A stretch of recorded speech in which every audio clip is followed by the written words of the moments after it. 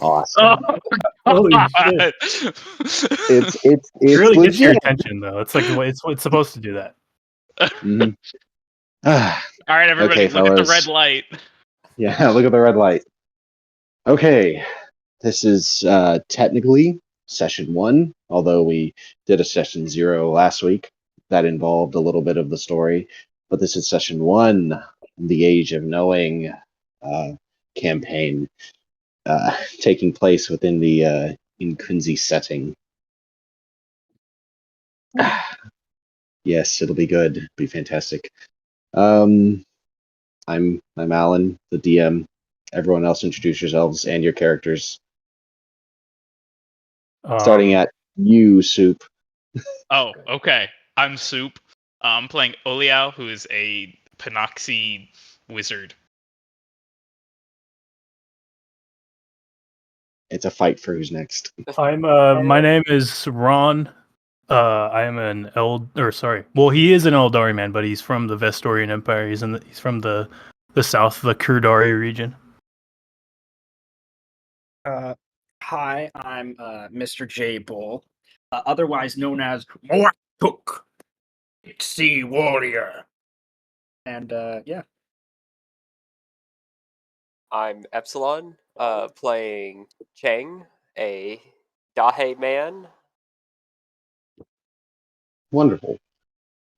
These 4 illustrious adventurers are joined by 2 DNPCs by the name of Vedinos Faramus and a Vestorian scholar. Ugh, that was horrible. Fucking weird air section. And Yethua of Alcasa, who is a Vitosian scholar. These 2 men have been joined by the party at the behest of the organizations that hired them to create an almanac of the known world. It is their task to pen this almanac and send and learn all they can from the world that they visit, and it is the party's task to keep them alive and allow them to do this task in the first place.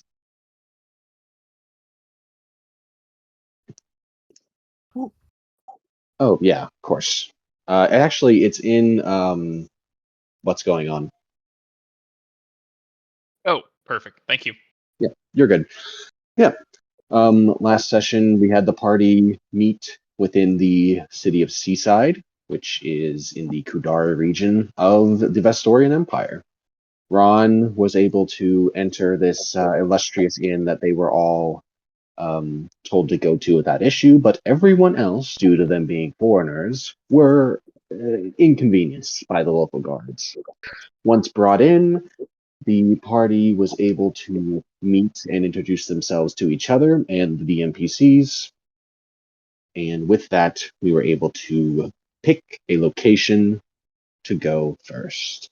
The location picked is Ozarkia. That is the goal that the party is striving towards, but due to ignorance on the part of Vedi and Yethua, they were unaware that long sea travel requires many stops beforehand.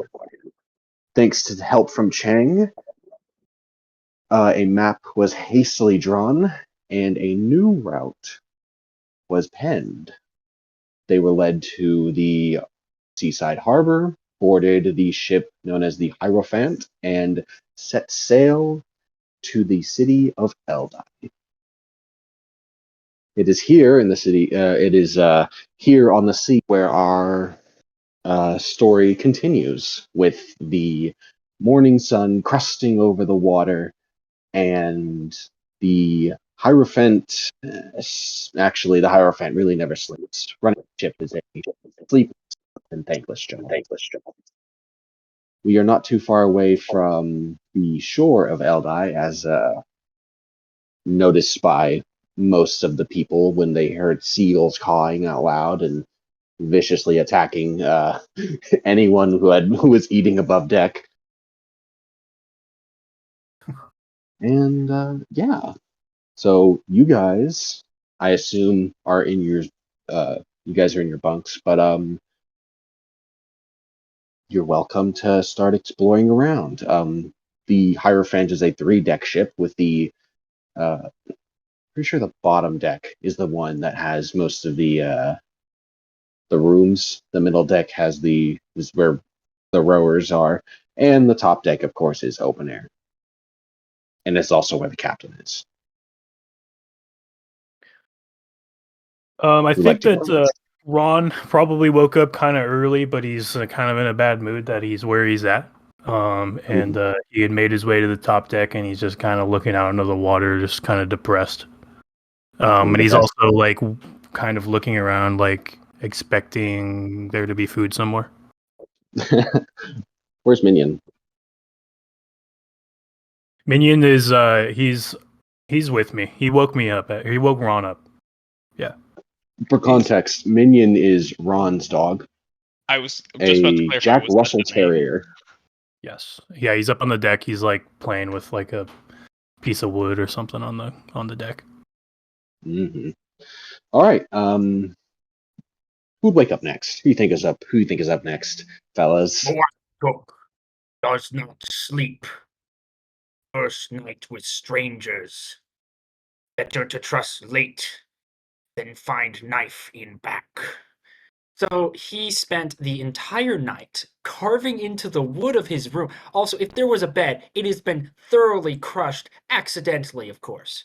It is in rubble. But the entire room is littered with different carvings as he has spent the entire night doing that, and Chang has probably gotten very little sleep because of it. Very well.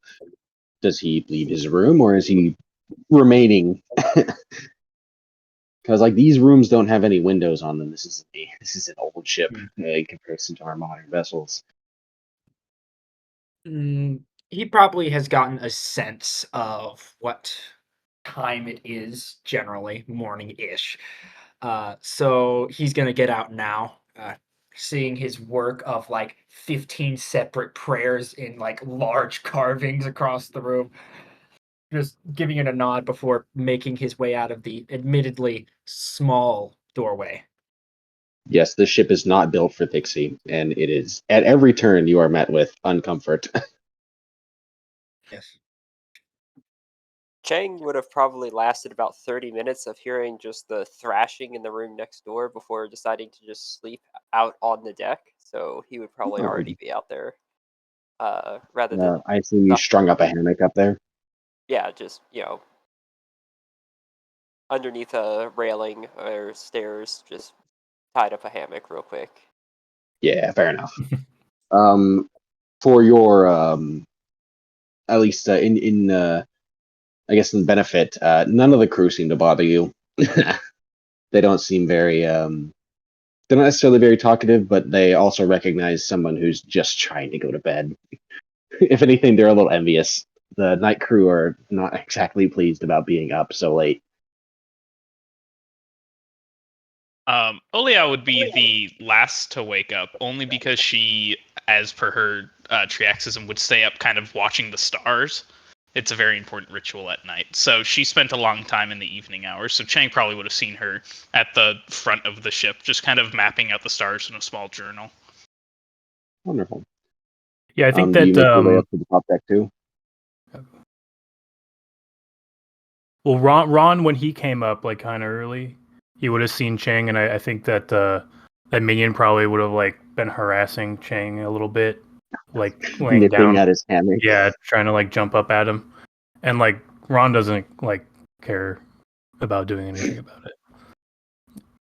Wonderful. And he Does kind of wants Oriel make Chang to their wake way? up because he wants someone to talk to. Yeah, does Oriel make their way up to the top deck, or are they staying down? After I get up, I certainly will. If anything, just to get out of the cramped enclosure.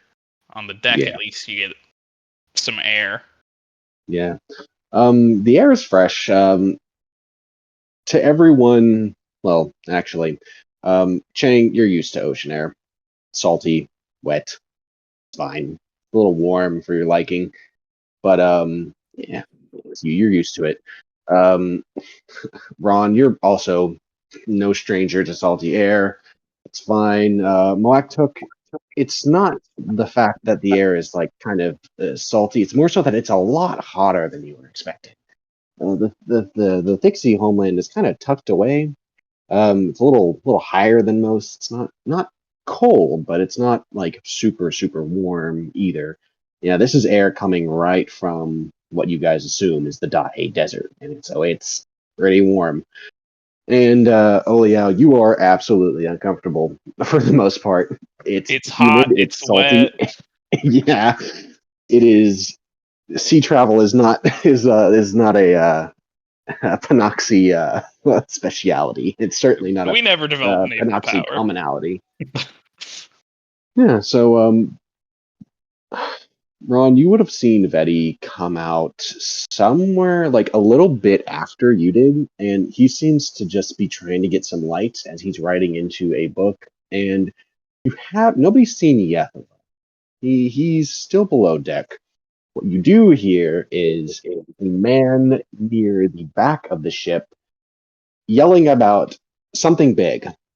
He's a normal. He sounds like a little like not distressed, but like he's excited. He's just like something large. I got it. I have it. Come on. There's a commotion at the back. I don't even care. I go over to Chang and I'm like, so what's your story? Like, why'd you join this? Like, he doesn't care about other people's problems. He just like wants conversation. Well, they're paying us, and it's not a bad idea. Like, did you do anything to have to like be forced to like? What did you do? Like, why'd they make you go here?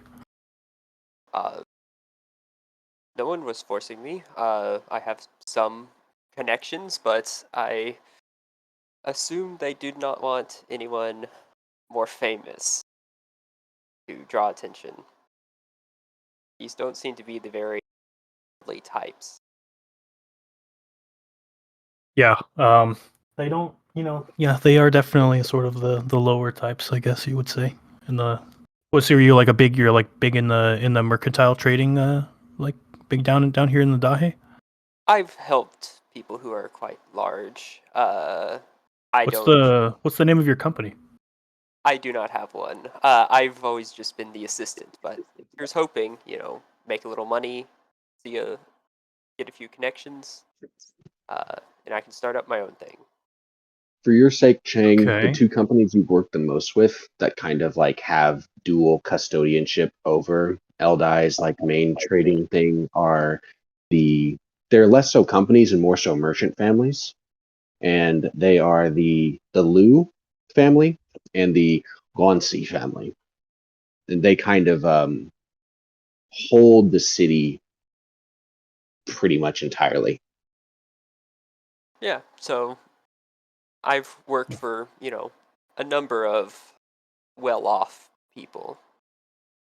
So you have like a pretty big stake in those companies, probably. Oh, no, nothing like that. Merely the assistant. Oh. Oh, okay then. That's fine. I kind of look over to the guy that was screaming about something, and I'm like, "Would you be quiet, please? I'm trying to have a conversation." So when you eventually look over, you see a man who is actually remarkably well dressed. He has a giant fishing rod, or well, what you assume is a fishing rod. It's basically just a pole with like a giant rope to it, and he is pulling on it with all of his might. And you're not very familiar with dress from the far west, but you would probably know this. Probably is the captain, given the fact that he is very, very like he's pretty dripped out, all things considered. Okay, yeah. Like when Ron kind of notices that, he's like, "Oh." Legit. And he kind of Yeah. walks. He's like just walks away from Chang's conversation to go check this guy out. Because yeah, Ron is big on like looking good, making sure that people think that he looks good, and he really kind of likes what this guy's got going on. So Of course. he's gonna Well, walk over Ron there. is making his way to the captain who's currently fishing. Chang, you're left in your hammock to do whatever. You can see that Moaktuk has basically forced his way out from the lower decks, and Oliao has kind of crept their way out. You've also seen Vetti getting light for his writing, and you have not seen Yethua. Well, I'm already up, so might as well I'll take down the hammock, stow it away, in like a corner. Probably just do general assistance around the ship, making sure everything works fine. All right. Well, while you're doing that, it's Mawaktuk and Oliao. You are both welcome to explore the ship as well. You can very clearly hear the man who is struggling with this giant fish, and you've seen that Ron has made his way over. Oliao is not a seafaring folk, not of that breed, so she is going to spend most of her time kind of clinging to the edge and just focusing on not looking at how the ship's rocking in the water. I think she gets seasick kind of easily in rough waters. You know what? Speaking of seasickness, God. let's do God our damn it. roll. Okay. All right, first roll. Yeah, Roll first for roll. vomit. Let's see if Oliao gets Roll seasick. for vomit. All right. Is this gonna be willpower or strength? Where would Oliao draw her resistance to vomit from? Right. It's like we declare. Sorry, I'm still getting Mhm. used to the system. I'm gonna say You're it's good. willpower because it's her trying to like Just not push vomit through on the it. spot. Yeah, like Fair enough. It's a matter of pride at this point. it's a matter of pride. Got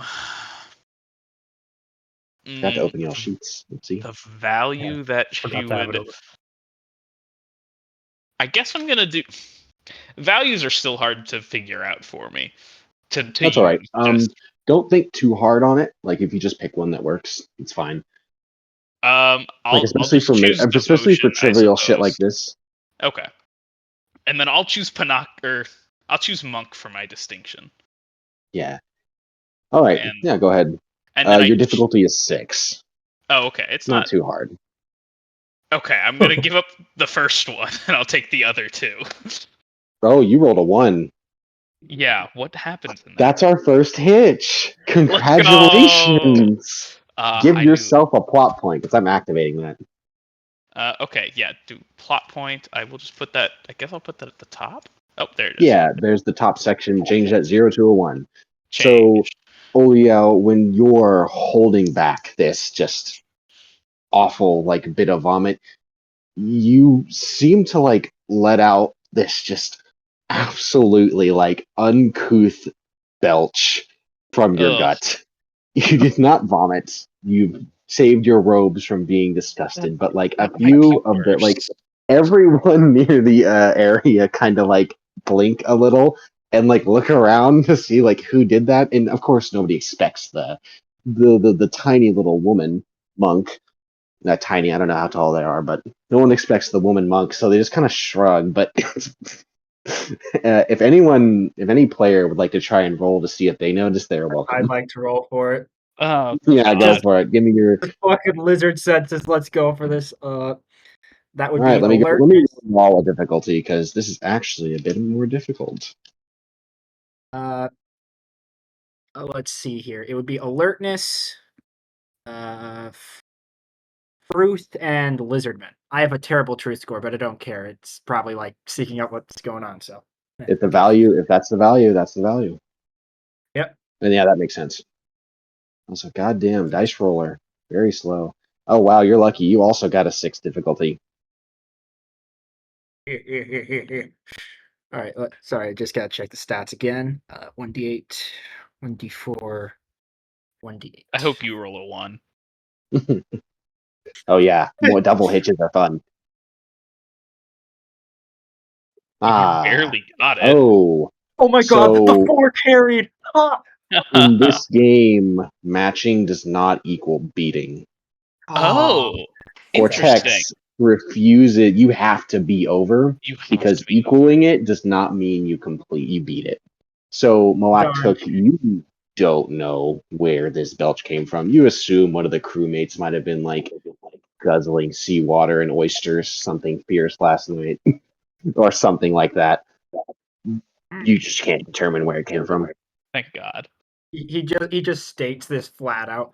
Battle is a body. Fuck. Can I redo that? Go ahead. Yeah, you're fine. Battlefield of the body. Oils. And he just walks away Oil. to the fish den. So back to Ron. Yeah, You I have think approached the fisherman, and hearing that belch kind of like grossed me out, and I want to see what happens. Like, because that's disgusting. yeah, exactly. And I'm not, Ron's used to the finer things in life. So, So yeah, you approach the captain, and you get him like right when he pulls up a tuna that is practically the size of a man. This fish is enormous, and he yanks it out of the water, and it flops onto the deck, taking out one of the just completely knocks out one of the deck workers, and the rest of them go over and like start like basically just beating it with clubs immediately. Moaktuk will jump in and beat him with the stick. You get to see Moaktuk and the deck the deck workers just start beating this fish. And the captain wipes sweat from his brow. He has like long black hair, dark skin, kind of a much bigger beard going on. It looks like the pinnacle of somebody from the West. Much more like less Kalmunic or less colic and much more Dilmunic. And yeah, he's like, aha, a mighty battle, but one that I can win every time.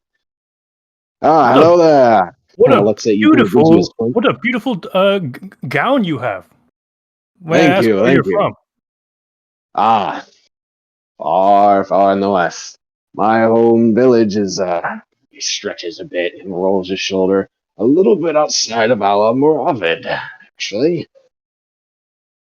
All right. Well, that's cool.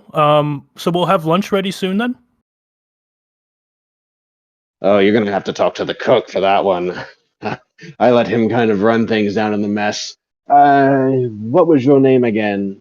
Betty listed off a lot of ones, but I'm not sure which one. I'm Ron. I'm Ron. Yes, Nice to Ron. meet you. I would love to know where I could acquire something like what you're wearing here. Like what I have. Oh, sir, no. This is it's a gift, really. The most holy weavers of Alamoravid gave it to me in thanks for my glorious service in battles against the wretched Mungi threat. Oh, you fought against the Mungi, huh? Indeed. It was one of my kind of looks a little tired talking about it. One of my finest hours. Just the footmen raging against those hideous creatures. Disgusting, dastardly creatures, aren't they? Indeed.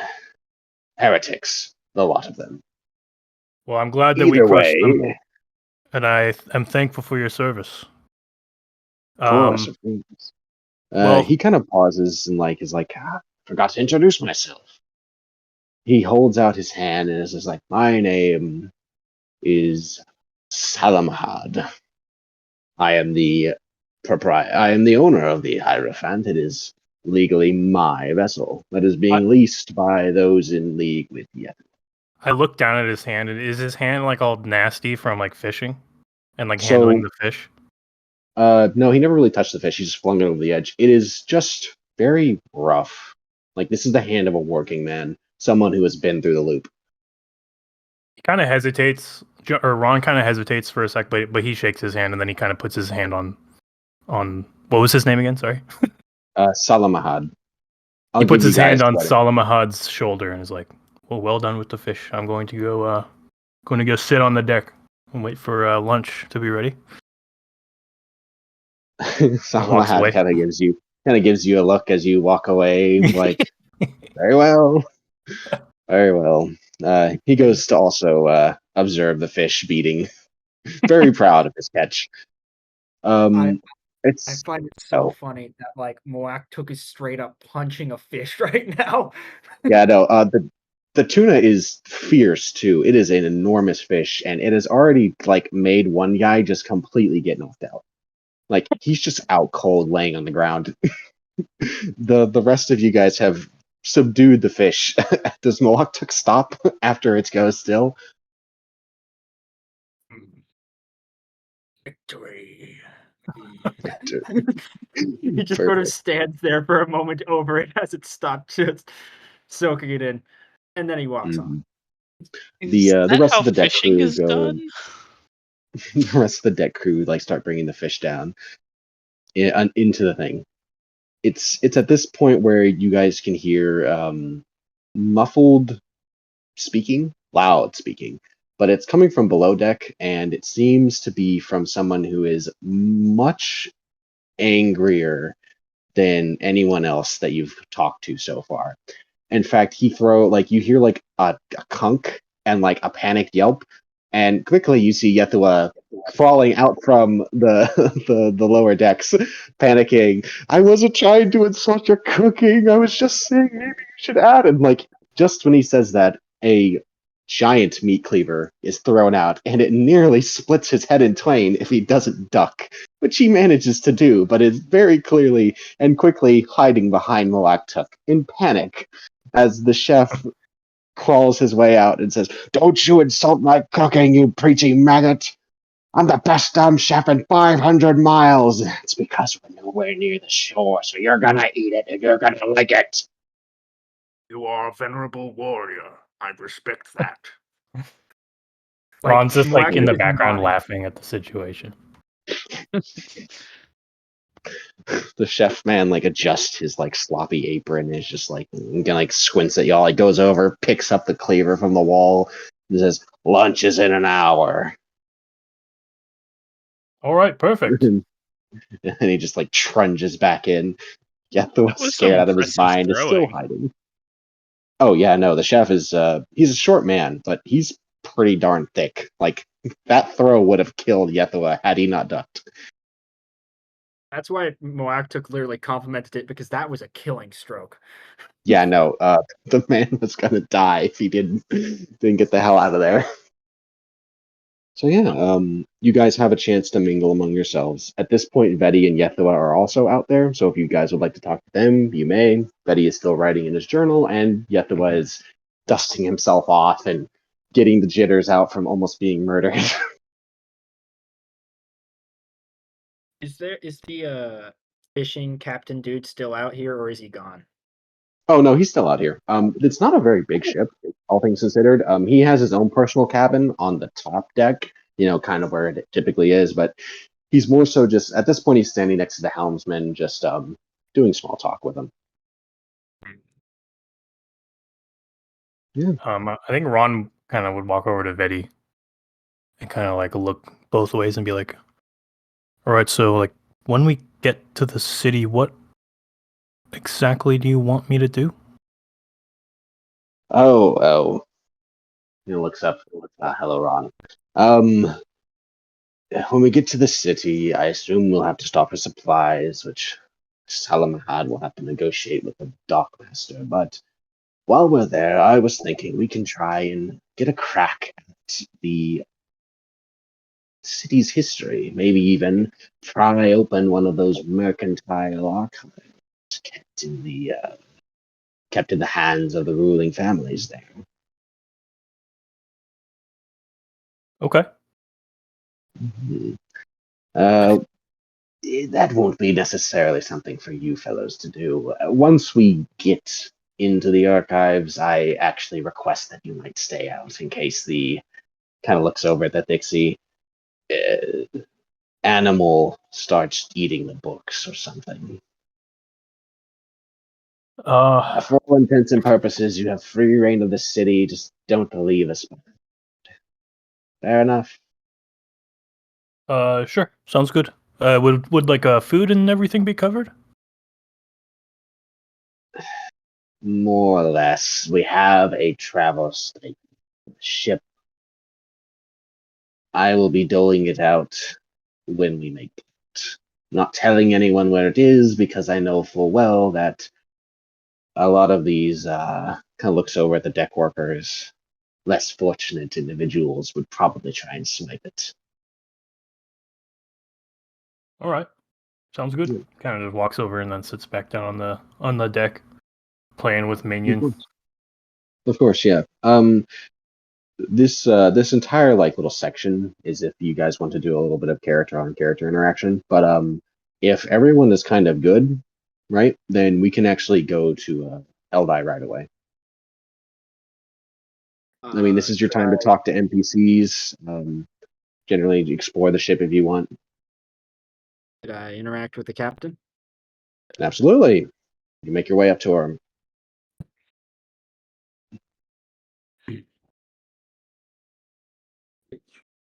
Chief of this vessel, I have a request. Ah, the Dixie. I heard about you and the ruckus you made at that little inn. Mighty fine work. Well, I don't know your name, unfortunately. I didn't really pay attention when Vetti was trying to tell them to me. Well, who are you again? I am Moaktuk, second son, warrior. It's like as if he's Wonderful. recited like something he said like dozens of times. Wonderful, wonderful. What is your request, big man? What do you have for me? I noticed you fought great beasts from the sea with a certain instrument. I was wondering if I could borrow this weaponry to attempt such a feat myself. Kind of spit. You know what? Roll. Let's do a little persuasion. Salamahad is not exactly convinced in letting this giant lizard creature touch his fishing rod. It's not anything special, but like they're not. It'd be annoying if it broke. So give me a roll. Let's see if you can convince him to let you use his pole. All right. Well, I guess that would be influence. Yes. I Influence mean, you yet can draw. mastery because it would You be can draw influence. on any skill you think What? would be helpful. Anything I think would be helpful. Well, Yeah, I'd say are you trying to convince him, like persuade him, or are you trying to like imply that you would probably know how to handle it? realistically speaking, Moaktuk hasn't used any instrument of this sort, so I'm not going to like go on that end. He's going to attempt to convince him that he genuinely wants to do this, and it's not that he just wants to like mess it up. He genuinely wants to learn how to fight the sea beasts with this instrument. All right, then yeah, So this is a persuasion. yeah, this is This is a your influence. influence, which is a 1d4, mastery, which is 1d10, and probably honor bound zealot because he's being honorable about this right now. I I suppose. think. Your difficulty is 12.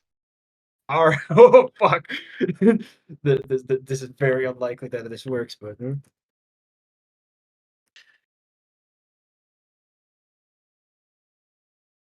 Oh, 420 was the last roll. That's funny.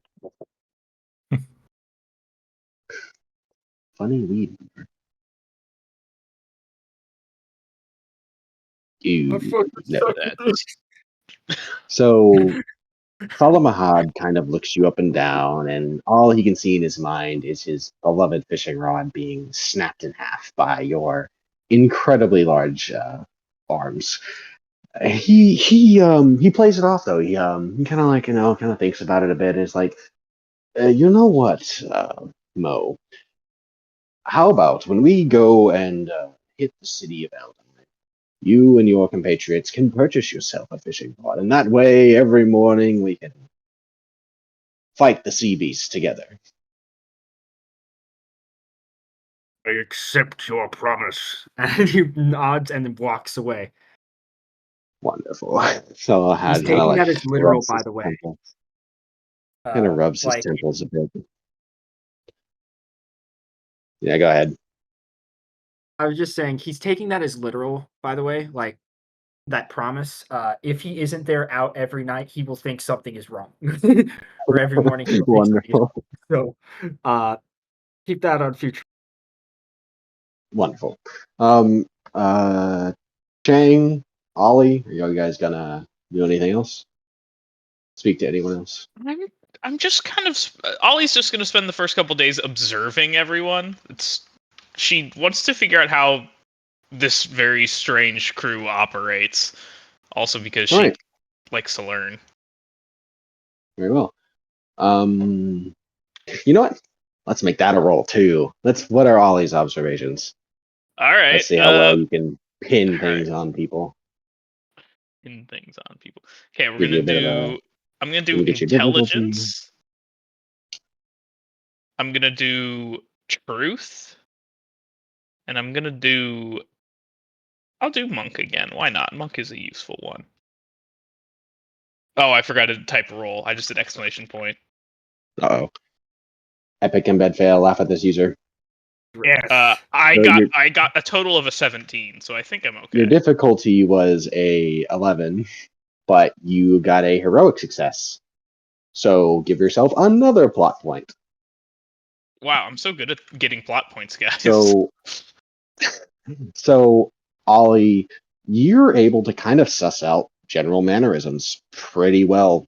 As you kind of observe everyone do their thing, you're very clearly like, yeah, Moaktuk is a proud, boisterous warrior who wants to prove himself. Ron is kind of a stuck-up dickhead, but he seems like he also seems like he has a lot to prove to everyone around him.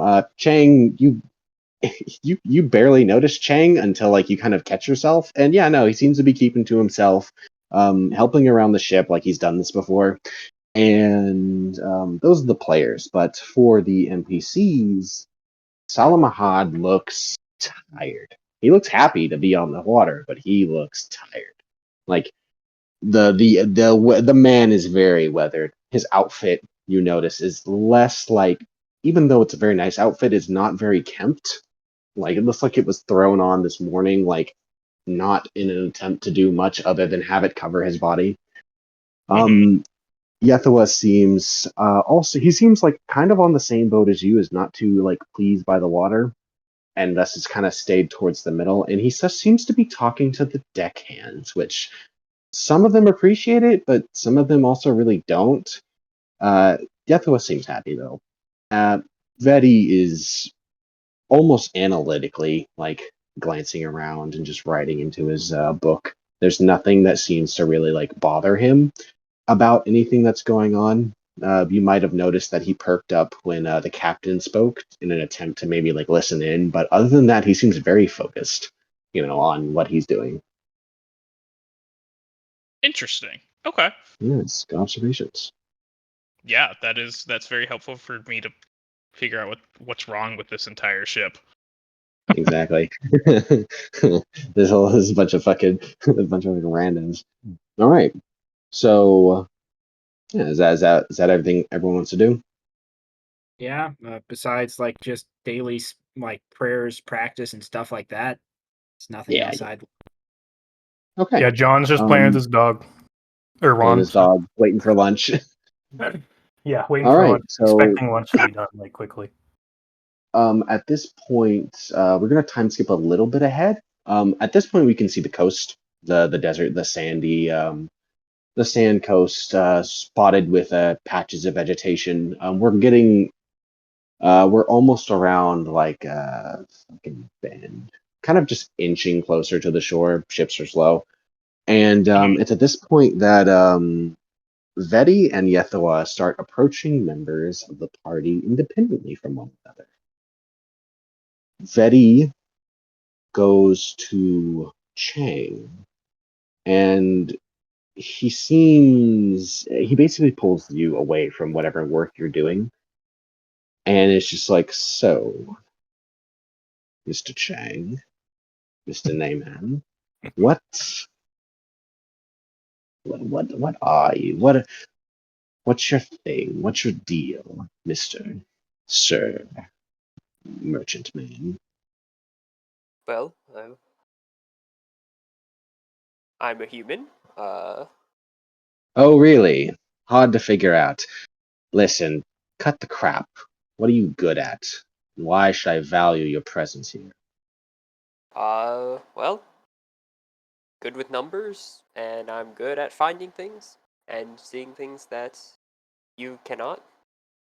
While you're talking, he's also writing something down into his book that he had been writing in earlier. Anything specific? Good with numbers could mean anything. Any herder's son can count sheep. What do you mean by good with numbers?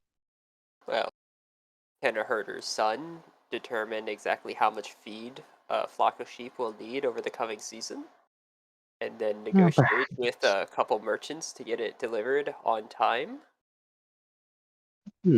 Much better.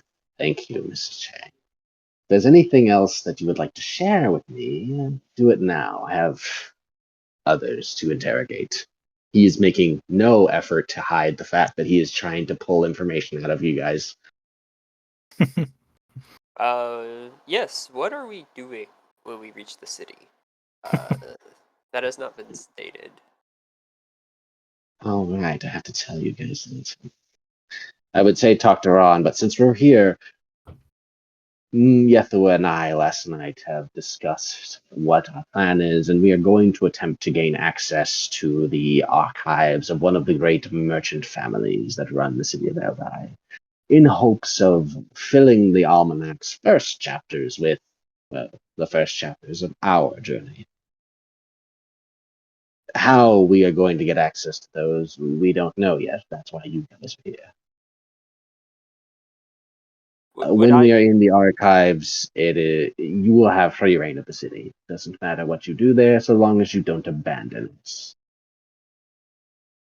So I assume the archives are. Is it like historical archives, or is it also like mercantile archives as well? The family archives of these of merchant families are detailed. They're ledgers essentially, but someone who is skilled in like deciphering kind of dry information can glean a lot from what has gone on, as well as these are almost somewhat family histories too, since they detail the entire like family trade from when that merchant family was founded. So there are going to be notes and letters, but most of it's just economic bulk. But these two seem like they are more than capable of deciphering such cryptic language as trade and money. Would I have had access to any of those ledgers? Oh God, no, absolutely not. You're just you're no. These are the personal documents of a merchant family. These are some of the this is their lore, right? Some know nothing guy, literally forgettable in a crowd, is not going to get access to these. Fair enough. Well, I wish you luck. You would know that some merchant families are very vicious about guarding them. Most aren't, at least from like people who genuinely like request them. Like they recognize like the importance of scholarly types, as well as, of course a merchant family accepts payment of you. Why wouldn't they? You know that it might be a challenge, but you're not sure. You've never really delved into this. Well, I am fairly certain that these two have some plan in mind and some method to gain access. And we'll probe no further. You would think. So, well, very well. I suppose you can reach us if you have need of our services. Oh, you're coming with us first. Oh, we go to as a group and then determine how things go. Either way, I have more work to do. He kind of piddles off, furiously scribing in his little book. While Betty basically pulled all of Chang's teeth out and put it in the pocket, Yethua is going around and taking a much more gentle approach. He approaches you, Ron, and simply, I assume you're probably eating another meal since lunch would have likely already passed. Dude, he's hungry. Yeah, he's hungry. Yeah. Yethua also has a plate with him, or well, a bowl, and asks, is the seat next to you taken, sir? Oh, I mean, Minion was sitting there, but I guess he's not anymore, so. Oh. Go ahead. It's a lovely animal. He takes a seat. I've never seen a dog breed of like that. They're popular in the north of the empire, definitely. Maybe you haven't been up there.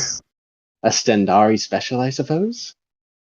Definitely very popular with the well, I guess I'm lucky to have one. Absolutely. Forgive my prying. I'm just curious about the crew as a whole, and I figured I would start with the most professional looking. I was surprised. I hope you do not take offense, but I was surprised to see you walk in the inn with such confidence. It was almost a welcome sight. It comforted me a bit to see someone who is very clearly ready to go and do what it takes. Is there a particular reason for this confidence? I'm just here to do the job. Of course, of course. Of course, of course. Yes, we're just kind of nods. He's not taking notes either. He's just listening and spooning his soup. Do you have any family in Seaside? Do you seem to be at least a Vestorian local? I have family in Kudari and in Seaside and in Stendari, but I don't see the ones in Stendari that much. Can't imagine travel north and south is exactly a fun time. It'd be a long way to. I suppose you wouldn't actually walk; you'd take a horse. Let me ask you Kinda this: check have you ever been to the city of Bowen? It reeks. Excuse me? I'm sorry. He The didn't. He Porian didn't. city of Bowen in the middle. You have to travel through it in order to get to the north, and it reeks of Oh shit. my! Why does it reek of shit? Do they throw their dung into the streets? The Porians are, you could call them lesser people, but it's okay. Oh Oh god. goodness. Well, I've really never been to Vestoria as a whole. I've never left the Grand Fellowship. Well, Seaside is probably one of the greatest cities in the world, and I'm glad you got to see it. It was a beautiful place to approach, and I enjoyed my time there. Vedi was sure to beat me over the head with everything grand about it, constantly and without fail. Yeah. I don't. I'm not super close with my family, so I wouldn't be the best person to even ask about my family. So Of course, and not much I do can not really mean help to you be. with there. I don't mean to be rude in front of It's just I'm curious. As I've said before, I'm curious, but it's kind of not. It was a good talk, Ron. I appreciate you taking the time to listen. He kind of gets up and kind of gives you like a little bit of a. It's a bow, but you would know this as something taken like it's an attempt to mimic a kind of something that celestialists tend to do when they're like during kind of like more professional like dealings. Some like diehard celestialists and even some priests tend to do a little bit of a bow. He does too big of one, which kind of makes him look like a jackass, but you can see that he's kind of trying to do something that you would recognize. Yeah. And then Ron kind of sees what's going on, but he appreciates it and he kind of nods his head. Thank you. Good to get to know you a little bit. yes. And then he sees that Minion's like getting into Chang's stuff, and he's like, "Minion, stop!" And he gets up and like, Stop. he's I digging don't know through what Chang's Chang backpack. has in his bags, but like maybe he's obsessed. Vedi has gone from he's doing everything in his power to avoid Moktuk because danger. So he has gone to Alia. Ollie. Oliao. Yeah. Oliao. I feel like that's something he would call her. Oliao. He goes right to Oliao and it's just like, so, monk, what are you doing? Why are you here? What's the meaning of your appearance in Seaside and the joining of all When he escapades? first comes up, Oliao, there's like a brief moment of just pure like there's just a brief look of just like despising him rushing across her face before it vanishes again. Well, I was hired to come along, if that's your interest in this. Oh, I know that part. What are you bringing to the proverbial table when it comes to the quest to create the almanac? What can I rely? What You can cannot I? rely on me for anything. You are well, the subjugator of my home, so do not expect anything from me. It is unfortunate what happened. Well, it is unfortunate about what happened in the West, but it is genuinely nothing personal. It is to me. So, I would like to keep our conversations brief. Very well. What are your skills? I'm a mage. What? A mage? Yes. I'm sure you know of them. I know of mages. I've seen plenty in my time, but all of them were charlatans who flicked around little bits of shiny metal paper. Yethua said you were an alchemist. I thought that was. Is that not It's a common misconception with our style of chemistry? magic. So you would actually probably know this. Bytosians tend to call magic alchemy, not because they're confusing it with like actual alchemy, but because they view magic as just another like natural, like almost like a science. Because the Mm, Bytosians are always like trying to understand the world and are not at all trying like they categorize it as something that just happens. And so when Yethua called you an alchemist, he's basically using the Bytosian word for sorcerer okay. in the respectful terms. Okay. Historians know alchemy as the stereotype of people trying to turn lead into gold, which I he was see. kind of hopeful for internally. But you can tell that he was just like, "You're not an alchemist." He's like, oh, damn it. Damn, No, I am gold. not an alchemist, as the Bytosians would call it. I'm a magician. In your tongue. A magician. Ah, would you care to prove it? No, not to you. Fair enough. All right, kind of writes down, Especially with you scrawls. taking notes like that. It is Makes you important feel for as much our like work. as a warden as you do an employer. I won't sugarcoat it. I am basically interrogating everyone.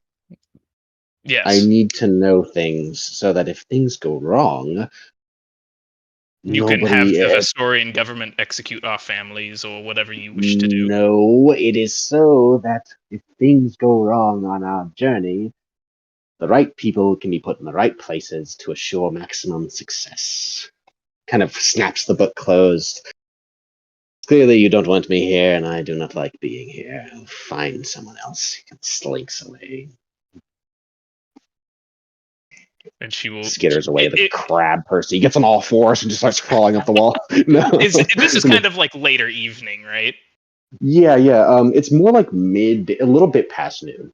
Oh, okay. We are I see. getting close to the city itself. This is just the final like jump. This is the final boat stop before we get there, because I wanted to have the NPCs talk to everyone real quick. Yeah. So when Veti disappears, Yethua, bless him, approaches Moatuk as fine as ever. And what is Moatuk doing actually? What is he doing? You said it's after lunchtime. Moaktuk has already eaten. I mean, he can continue eating. That's what Ron did. Oh, At this point, the fish has also been cooked. That's probably what Ron has been eating, is the tuna that Salama had caught, which is just extra provisions.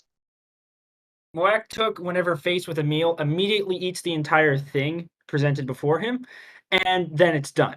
So he's most likely just has his sort of warlog in front of him and is just muttering different prayers and stuff to make sure he remembers all of his promises and stuff that he's carved into the thing. Of course. Yeah, Yethua approaches him and it's just like, Moaktuk, second son, warrior. What are you doing this evening? I am making prayers. Wonderful. I heard that you carved prayers into your room, according to rumor around the ship. It is best not to sleep first night among strangers. If you are not dead by then, you are manageable. Very well. Sound advice, I assume. I can imagine that the advice has helped you within the Thick Sea territories. Speaking of the Thick Sea homeland, and more specifically you, Moaktuk, second son warrior, where are you from exactly? What part of the realm do you come from? Dixie are primarily within northern Zandland, higher hills and swamps. Oh, no. I mean the village within that realm. Are you near Thix itself, or Yagush? I am within the realm of Thix. Wonderful. I've never had the chance to go, but I did visit Eichstätt once. Out of That's character the moment. Out of character moment. That is my least favorite fucking city. I could never Eichstätt. pronounce it. Shut up. Anyway, we continue. You keep going. Yeah, I visited the Lizardman capital region of Eichstätt. Eichstätt. God, he kind of like hacks a bit. It is clear that he is not comfortable speaking the Yaroli of Sternhill. God, who Can I is? have an out of character question here? Yeah, go ahead. I thought Engels was the capital and I treated it as such for half a year. Engels So probably is. Yethwa is most likely giving you wrong information because okay. he like genuinely I don't I do make mistakes, but like a lot of the mistakes are on purpose because these guys are kind of jackasses. Under under the level of yeah, these guys are kind of dumb. Like they're smart, but they're kind of dumb, and so they do a lot of wrong things. They're book knowledge Okay, smart, not actual that was smart. that was just my genuine I didn't know. So yeah, okay, Oh, yeah. it So probably is Ingalls. I don't know what Walt did. yeah, no, it gives me an interesting interaction. So Yeah, fair enough. Go ahead. Or a name, not natural. Do you Even know its true name? lost oral tradition. When texts came, it faded. That is genuinely a sad story. I would have loved to hear the oral tradition. I would have loved to hear the stories. I know many of my Yaroli brethren spend days within the swamps hoping to catch some of the ancient songs sung by your people, but I don't think I'd ever go that far. Quite dangerous, if I remember correctly from my studies. Many kin, dangerous for other folk. They do not know how to move through. referring to just large crowds and stuff. Yeah. Yethua nods and he kind of leans against wherever Locktuck is leaning, and it's just he continues to speaking of do you have any? Did you had you ever even been to Seaside? I can't imagine your family ever traveled far outside of the I guess the swamp. We have visited Ricolian plains and hunts. I have seen the seas, but I have only visited Seaside on this summon. Well, I hope they didn't make you too uncomfortable. I heard that you got bothered by the man who was guarding the door. He also bothered me, don't worry. Vestorians tend to be a bit abrasive to anyone they view as lesser. I would say you and I are on the same boat, for lack of a pun. He kind of knocks on the railing. He read weak. I pity him. Fair enough. I myself am not very skilled in your language, but I know some of the symbols related to your faith. he kind of tries to carefully kind of points to something on your log. Hmm. Did Moakta carve anything relating to like something like relating to ancestors on his log? I assume he did. Yeah, there is Yeah. a little bit about one ancestor in particular. You'll know him. Yeah, Yethua points to the symbol for ancestor. It says something. He says, like, I believe that one means father's father's father's father? It means before father, Ah, grandfather in landkin speak. fascinating. You put I assume, a memorial to your grandfather on your weapon of choice? He is champion. My father perished before reaching that. Oh, I'm so sorry. You have my condolences. I hope the way he perished was mighty and involved a great deal of honorable combat. That would make him champion. No Oh, famine. yeah. The one's like expression drops. He's just like, "Oh, I'm very sorry to hear." Um, you should tell. What was your grandfather's name? I don't have time for the whole story, but I would like to know. We will have this conversation later.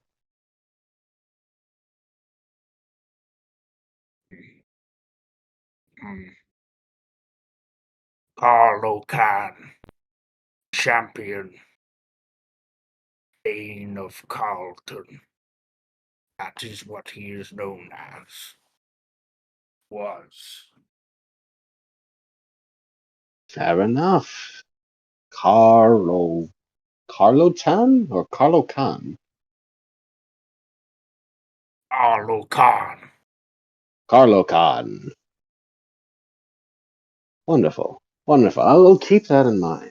Thank you, Moakta. You've been fantastic company. I must continue my little run around of our party, though. I do hope that, I do hope to speak to you later and hear the story of Carlo Khan. Kind of huddles away, doing his bestest not to. He doesn't know if he pronounced it right again, so he's scared that the warlock might like crack him in the back of the head, so he kind of hurries away.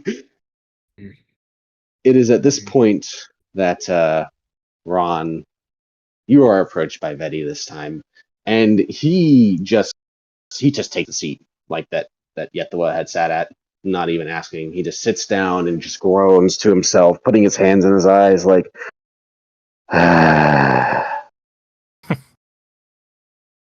Yeah, Ron kind of respects that more. we are surrounded by. I don't even have a word to describe it. There is very few things in this world that can describe this situation. I'm sure there are very uncouth words that could be used to describe it, but I'm not a savage. I have a question. So earlier when I came up to you, you told me that one of the main reasons was to sort of protect you guys while in the city, but we would have free reign. And then you also wanted me to keep an eye on the beast in case it got into our things. I was wondering, why would you hire the beast in the first place? It is unfortunately out of my power who was hired and who was not. We were chosen by our respective organizations to attend. Those above me picked all of you. I don't know what sense they had in acquiring a pixie warrior who would likely tear everyone on the ship apart at the drop of a hat, but who am I to question their wisdom? Well, Vesveti is not pleased by this, as you can tell. well, I mean, if it comes down to it, I could cut the beast down myself, but I don't think it'll come. He seems, I mean, he seems annoying, but he seems innocent. Tame. They associate with Ricolians. Anything that does that is likely some kind of sinister creature. Well, I have met Cruz Khan and and he kind of like pauses. He's like, well, in passing, one time he was in town. In passing, you met the old Khan in passing. He was in town. It was a big deal. A lot of people wanted to see him. I've never had the luxury of meeting any famous Ricolians, and I haven't had the disgust of meeting any regular Ricolians. No, no. Me and Fort Boobs. All those books. He kind of like ponders to himself. Vetty isn't going to question you. He doesn't need to. He doesn't even bother like interrogating you. You're someone he can like talk to without feeling like you're someone he like respects. You're an equal, right? And so he doesn't feel the need to interrogate you. I assume. Well, I assume. I know you can use that sword. You wouldn't carry it like that if you didn't. Yeah, well, you can count on me for this job, but I would like to not have to cut down the beast, but if it comes down to it, I will, but I'm going to need some extra payment. Yes, If that's what you're yes, coming over to talk to me about. I'm just gathering information from anyone. I have a list, see, he doesn't show you it, but he holds up his book. I'm gathering skills so that if things do go wrong, not necessarily with the animal, I know where to move people to assure maximum efficiency. I had a great trainer, Great and training. very lucky to have been trained by him. Wonderful. Do you have a name for that trainer, or is it a trade secret? I would say it's a trade secret. Fair enough. The damn Bitosis don't carry alcohol on their ships. I would take a shot, but alas. Yeah, where can we gotta- get... Do you know if they have good... I guess I could ask Cheng, but do you know if they have good wine down there in the desert? They do. The fruit wines. It's not as great as what is grown in the good parts near Poria, but it is absolutely of a certain flavor. It's quite nice. I will say, if the Porians do have a good use in the Empire, it's that they do a good job growing the grapes. Of course. He kind of nods and just makes his way. Like you can tell, like he is most likely going to talk to Moaktuk given his expression. But before Vetty can go and talk to Moaktuk, bless him, Yethoa, goes to speak to Chang. Chang, what are you doing? You this is also like going in order, so you've already been interrogated by Vetty at this point. Well, as he left, Chang would just be thinking, man, this man is going to die. What should I do for my next job in this city? So he's just kind of sitting around, not doing much, just thinking. Yeah, fending off this vicious beast who keeps trying to eat the dried Yeah. turkey that I have in my pack. The eternal struggle against Minion the Menace. Venerable war beast. Venerable war beast, of course.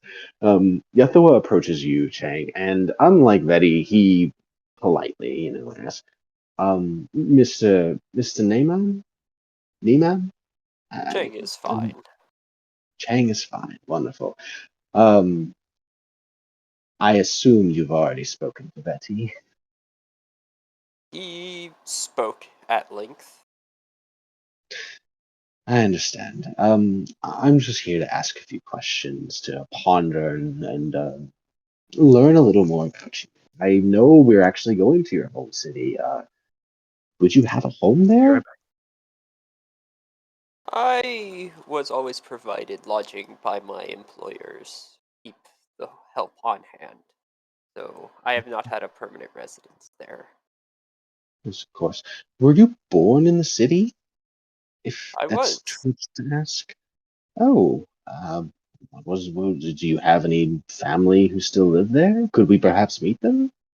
Oh, More than likely not. My parents moved out to the countryside, and, well, it's a interesting place, the countryside. Not very historic, I would say. I can imagine. I can't assume much goes on in desert villages. Well, actually, I can assume much goes on in desert villages. I'm from one. But no, I understand what you mean. Well, oh goodness. Would it be too much to ask if you could assist us when it comes to translating? Many of the merchants, I remember, like to use the Dahe language, dialect. I'm not too sure what it is exactly, but I know they don't speak in a language I understand. That was made very clear to me once. I've done my best to learn, but the script that the Dahe use is unlike anything I've seen before. Even the ancient Lighthusans, those who were amongst Stalicos, they really weren't very good at deciphering it. I can lend what assistance you require. Wonderful, wonderful. I do appreciate it. Before I go, before we eventually arrive to the city, uh, he kind of starts like he seems to like pause, like he's trying to think of like he has something on his mind, but he's not sure how to put it. And eventually, he seems to kind of like relent and just give up, and he's just like, "Never mind, never mind. You rest well, Chang. We will all see each other very soon." Kind of just nods him off and kind of walks himself away. Chang the entire time has just had that polite customer service smile on his face. Yeah, the time has come. Very eldest, bless him, makes his way towards Mowaktuk. Bull, you there? No, there you are. Yep, Perfect. yep, I'm here.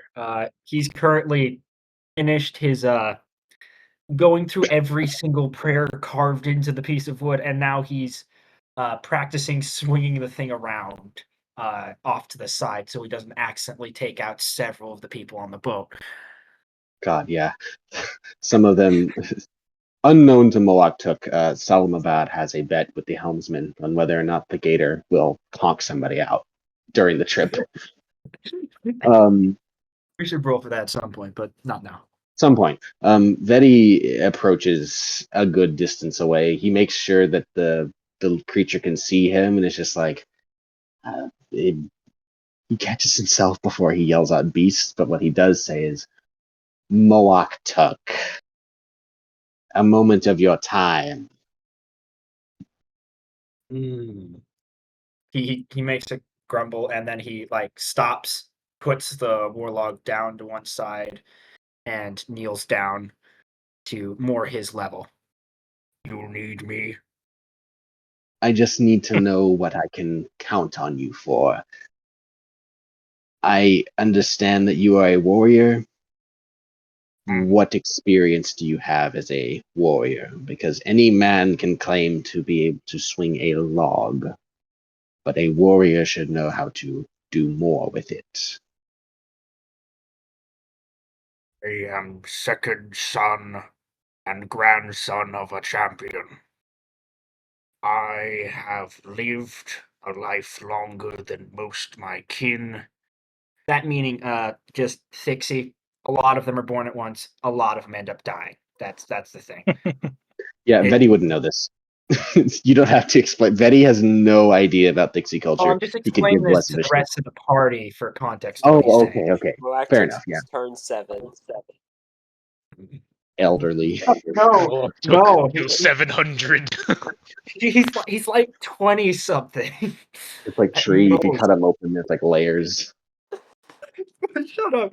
Okay, anyway, where was No, I? good. You were explaining that you are the second son, lived a long time. I have fought in many hunts. I ripped this out of the ground myself and carved it for days on end. When I make a vow, I keep it until death. And I have vowed to do my duty to this group. He looks around. He looks for the word. He doesn't really know the word expedition, so he just said group. Group. Very kind of see like through the disgust of being next to you, he seems a bit pleased. He understands. He kind of nods a bit and is just like, "That is the best answer I feel like I could hope for. When we get to the city of Eldai, Mawaktuk, do not kill anyone who doesn't need to die. Please." I will attempt. You will do so, because if you do not, I am sure that the organizations that I represent will find a way to siphon all the honor out of this expedition, and you will be sent home with your tail between your legs and fool written on your forehead.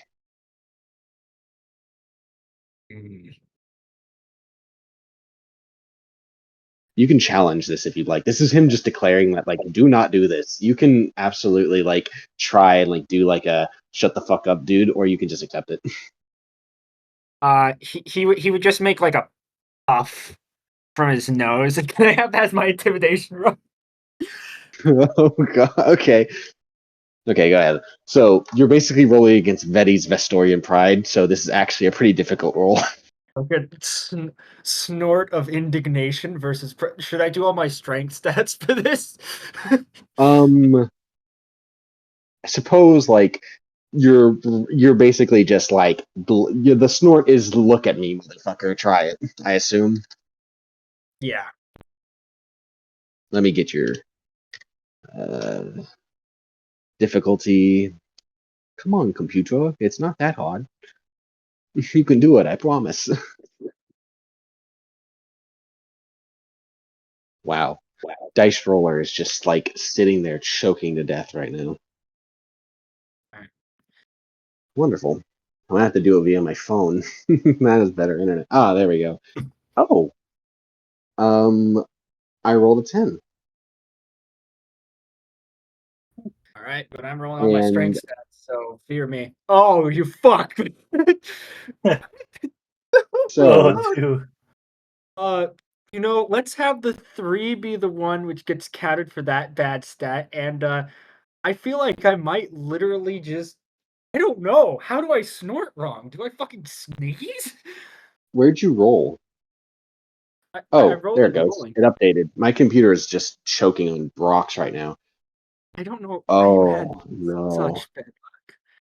Like, You attempt to like snort, like do this like huff of air, but you catch like the giant ball of phlegm that has been like gathering in your ghastly cavernous throat, and it shoots out of your nose and comes out as like and then it like just drips down your face, and Moak Took looks absolutely ridiculous. What's your effect die? my effect die would be the The D8? yeah. Okay. You're the first person to get stress die. You are left completely insecure, having your macho moment fall right on its face. Have a D8 in insecurity stress. So, with stress, that means that when it comes down to Mawaktuk making rolls in the future, I will add this D8 to the difficulty of that roll. If you can So, logically say like insecurity would affect this. oh no, I can just do it normally. What? That's why stress sucks. Oh. You can work to lower this stress, but not right now. The DM gets to pick and choose whatever he wants to do. It's great. I love this system. Yeah, Veti sees you basically nose vomit a basketball of snot and just like sneers with absolute disgust and walks away, completely reaffirmed in his beliefs that this guy is barely sentient to begin with. All right. I'm So gonna since wipe I my nose. activated, so since I activated that hitch, you can give yourself a plot point. Oh yes. You rolled Perhaps. 2 ones by the way, so I'm going to keep that hitch for later. I see. So Yes, hey, indeed. look, I've got plot points too. So Yay, we're twinsy now. Yeah. wipes Uh, nose, uh, leaks spot into the ocean. Yep. Yep. Damn. Okay. Finally, Yethua approaches Aliao. Is that it, Aliao? Yes. Yes, you got it. Yes. Yeah, Yethua approaches Aliao, and he looks a little bit like tired, like you noticed since your great role last time, his cheerful demeanor has gone and kind of been worn a little bit by talking to everyone, but not too much. Like he's not as tired. He doesn't look as worn as the captain. He just looks a little tired. A lot of conversation. What troubles you Ah, this evening? many conversations with our exciting and diverse team, as well as the rest of the crew. I Ah, assume that you have already spoken to my illustrious companion. illustrious is certainly a term, not one I would use for him, but Understandable that I he have is spoken. a very rough gemstone, but a brilliant one. He is no You can tell gemstone. that he's finding words to use because again, Yethua also doesn't like Veti, but he's very clearly trying not to badmouth him too much. At this point, Aliao probably has begun working these gems that she carries with her into like more perfect shape. So she kind of snorts when he's like, less than stellar gemstone. Working with Speaking, gemstones teaches you many things. The most important is that, well, your first interaction is possibly the most pivotal. And, well, my first interaction with him told me everything I needed to know. that he's a very devout follower in the ways of That he's a his people. rat, perhaps, is a better term. A vulgar term, but one that I'm not going to deny. Either way, in speaking of gemstones, I see that you're working on some. I know a bit about the uh, Pinoxy culture and the Traxxas faith, though could I ask what exactly they are used for? I'm not too clear about Traxxas alchemy. Well, it's a little bit more complex than your alchemy. These are gemstones represent our connection to Savai, our head god, if you will. And so we work them and channel our magics through them to achieve such powerful effects. Biethoa seems to listen very well. You probably aware that he is translating what you're saying in his own brain to like how the Bytosians understand magic to work, Yeah, right? there's a long history of understanding between the two faiths, so this is not Yeah, they have surprising. very like.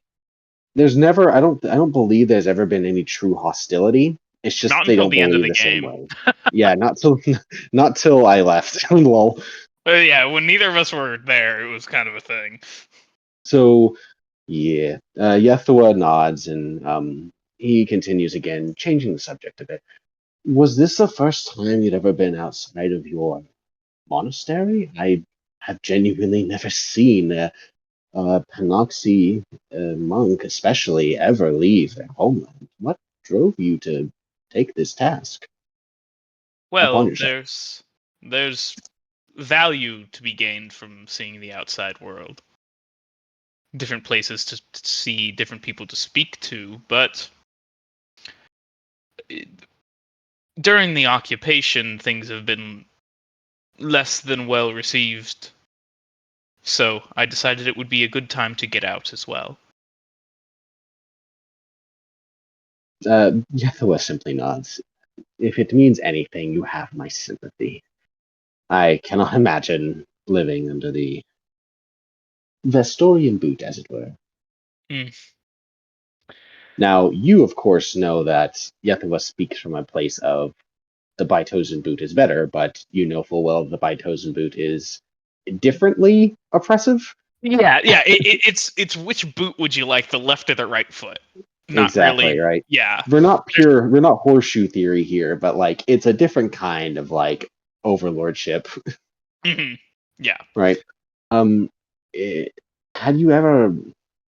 I suppose how was he separated from someone yourself? I can't imagine it was anything like you had ever seen. You repeat that. You cut out just a little bit for me. I apologize. Oh, my bad. Um, Yethua kind of he changes the subject again. It's just like, so how was Seaside for you? I can't imagine it had been anything like you had ever seen before. I had not been to a port city before before my journey started. We headed out, of course. It was interesting. She kind of pauses working on this very like dark red gemstone and tucks it away. It's flat. The city is small. It's without the sight lines. It's all very strange. Even now, just looking out over the ocean it's different than the plains, but it's so similar. Some would consider it a sort of desert. Endless, blue, nothingness. Replace the blue with tan color or yellow color, and very similar, equally as salty. Well, I'm glad it wasn't too much of a shock.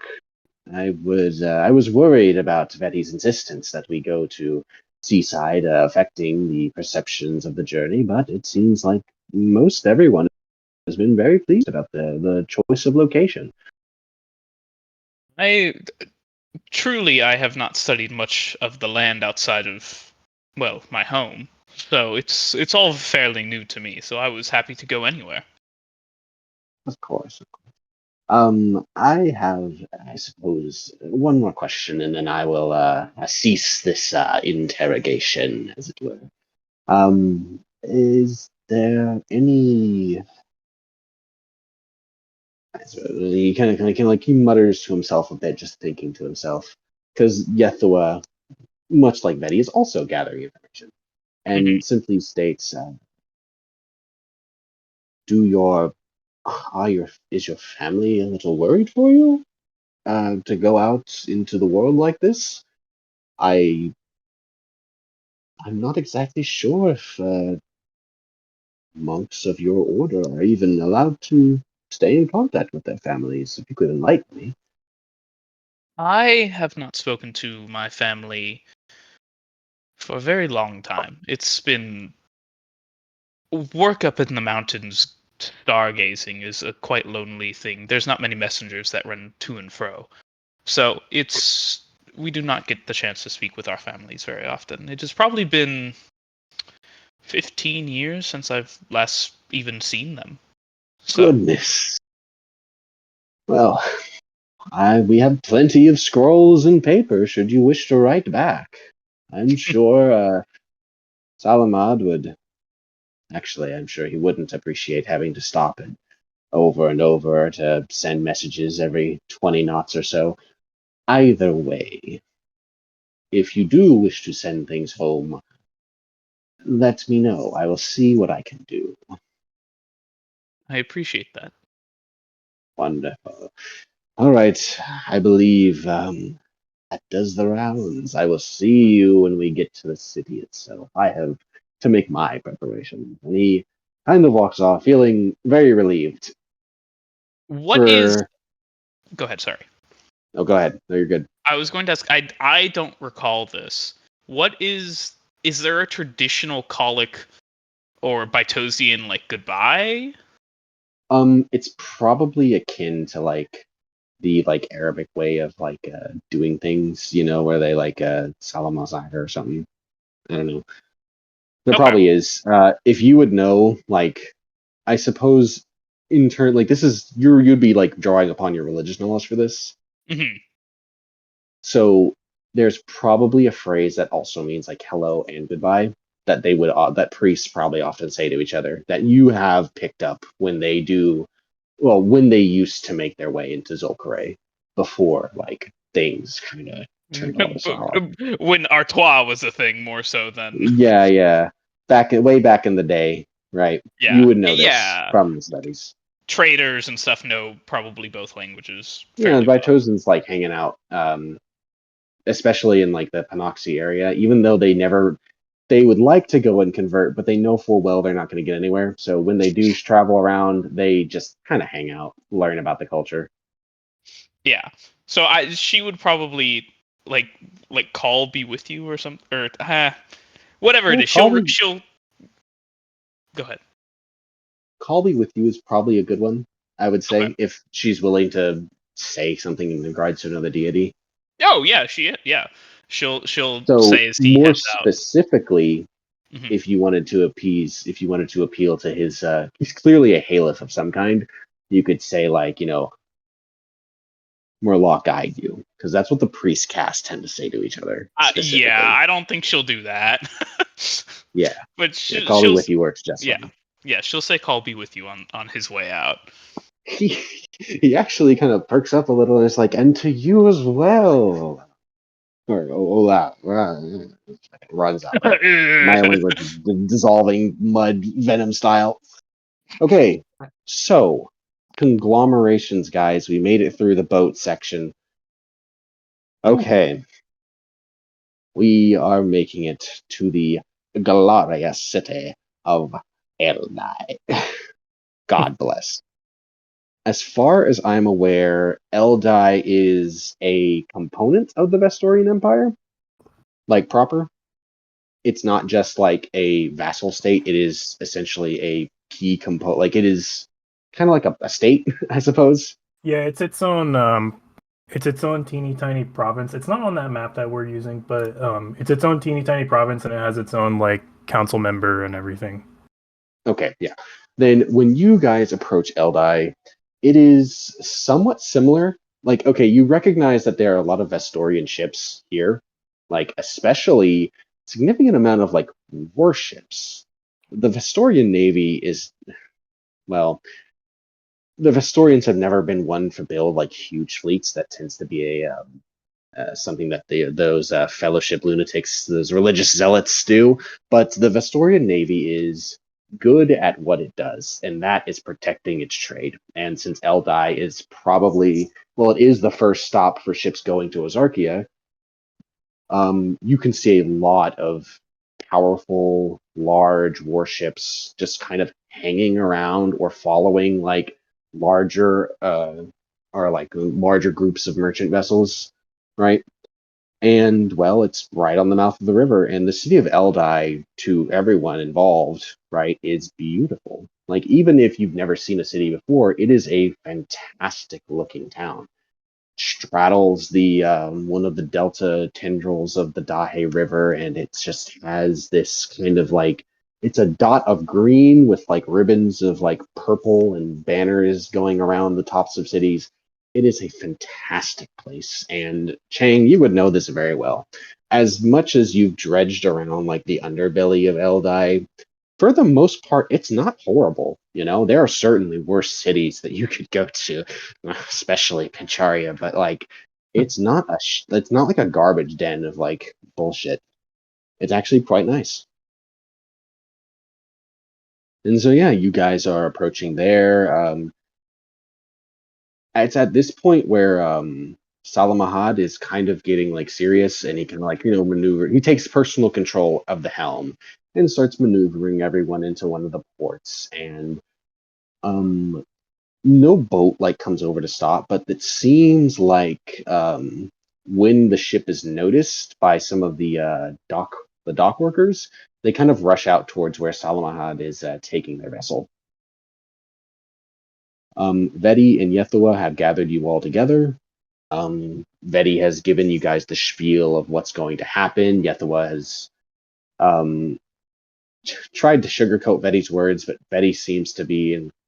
He's not irritated, but like after all that talking, he's in a very like direct mood.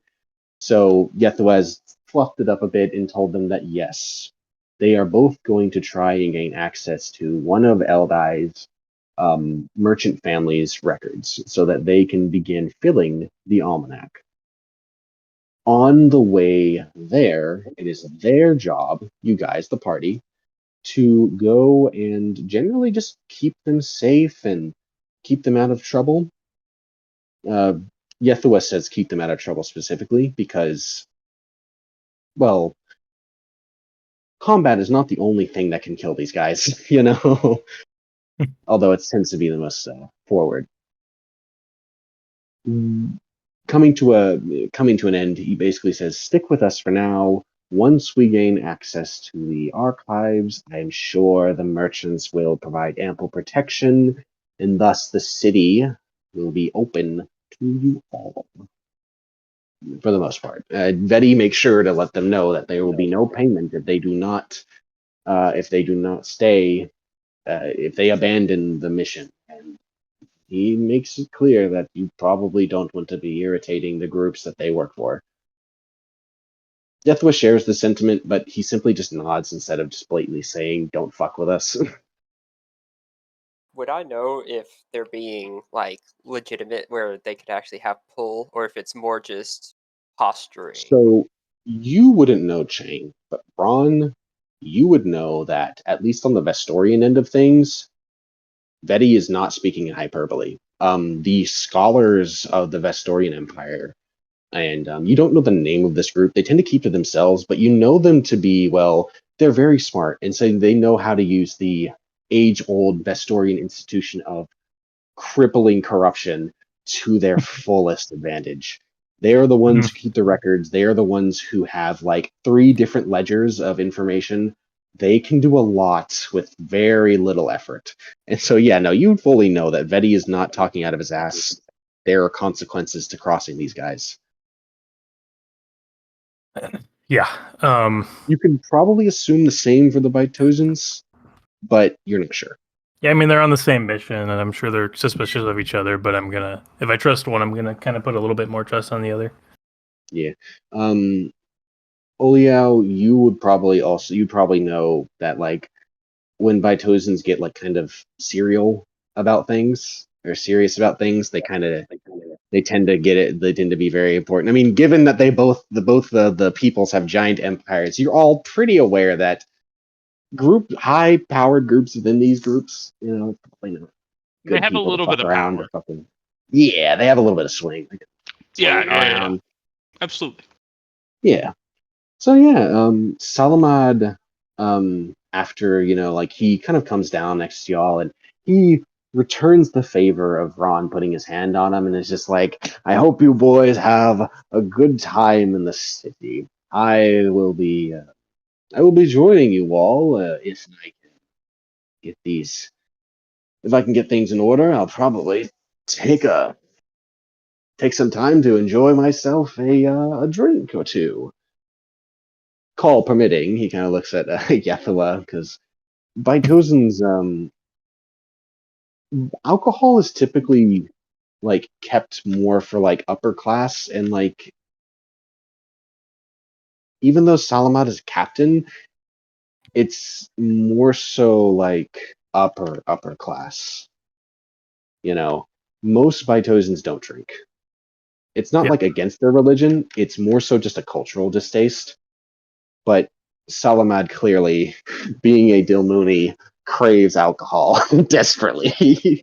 And he's tired of being sober for the length of this journey. Yethala nods, and he's just like, of course, call willing, of course. And yeah, it's the ship kind of lowers its gangplank, and yeah, you guys start walking into Eldai. I'll take you through.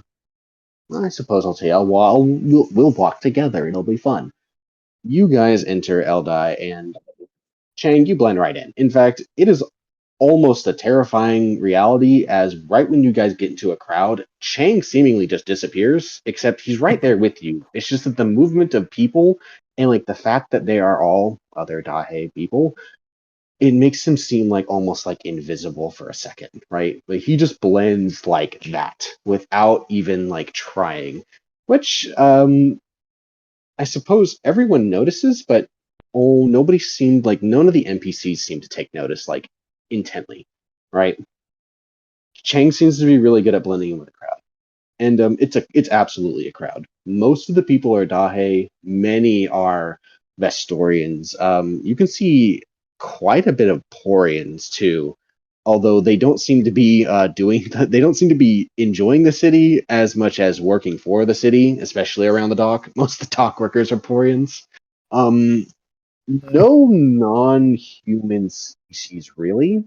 Um, Ron, you thought you saw a goblin at one point, but you weren't too sure because it's a very hustly bustly town, and it's got a lot of like decoration and whatnot. Eldai is a pretty banger town for all intents and purposes. And it's as you guys go through like the gradual crowd heading towards like the more important parts of the city that I will have you make a roll. Oh boy. Give me an alertness roll. I will Just set the flat difficulty. alertness Yeah, no, well, roll, but you use your alertness as your as one of the attribute. stats. Okay. Yeah, You got Captain Commander. And that's for everyone. yes, everyone, You can do all what you you guys.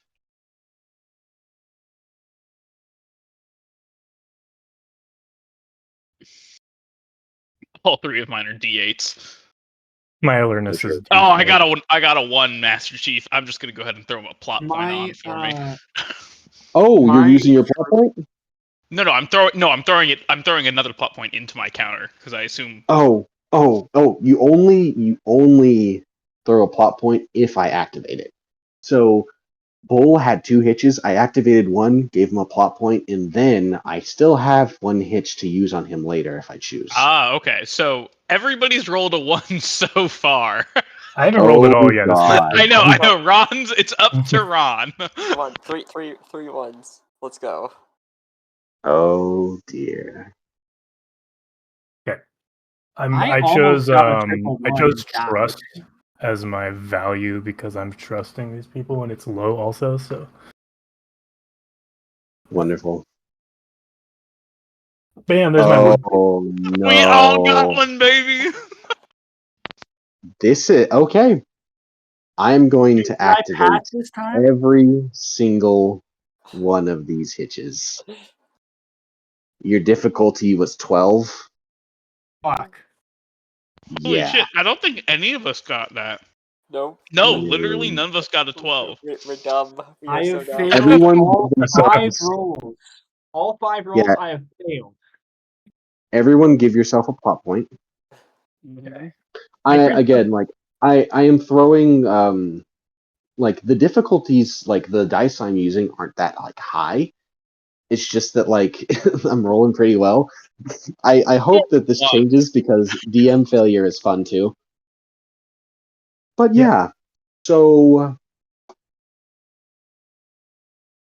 you guys get out of this thick crowd, and well, Mawak took. You feel a little lighter, and Ron, you can't seem to find Minion. Chang, you also feel as if you're missing something, and Oliao, yeah, you're all every single one of you seem to have lost something. Mawak took, Wait. you don't have your carving tools. John, Minion's just gone, and Chang, your merchant contracts have seemingly disappeared, and Oliao, your oh shit, let me look at your things. Your assets. Yeah, your gem cutting set is also gone, as well as the gems with it. Oh You no! guys haven't just been pickpocketed, you guys have been straight up robbed. I will say Completely. it's contacts, not contracts. Exact. Our contact, yeah. Your information is gone. And Have our Veti and employers Yethawa, Veti looks at himself and he's just like,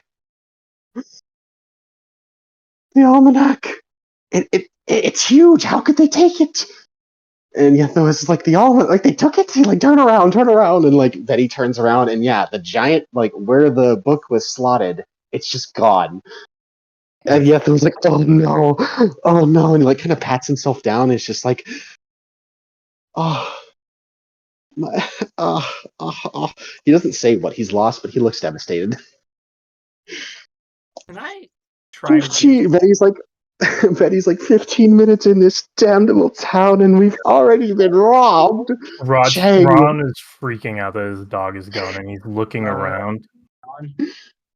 Can I, if I was to like try to look around to see if I could see anything suspicious, could I use willpower instead of alertness, mental resolve? So, because you guys failed horribly on all We of your don't get things, another chance? you guys, what's gone on is done. You guys are gonna have to track down whoever did this the old-fashioned way Would and I start know? asking questions. Would I I know wanted how to to- get in contact with like local whoever, like what gang would run this part of town?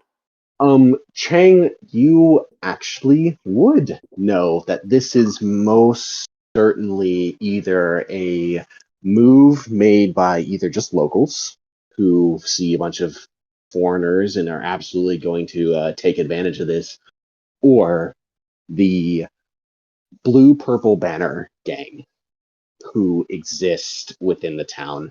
They are considered to be kind of like low level criminals, but there's a lot of rumor that they are tied to things that are a lot larger than what they appear. But yeah, the blue purple banners are, they're not your most likely suspects, but beats make an attempt going to and do- shaking down a bunch of randos, right? You would know that the blue purple banners tend to hang out at a bar slash brothel. It's like a combo building that is known as the it's worse squirters. It's the Great River Squirters.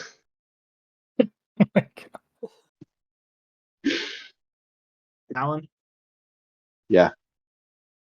can I attempt to? All right. So, I Wait, have who's a talking? very- What? Bull. Bull. Yeah.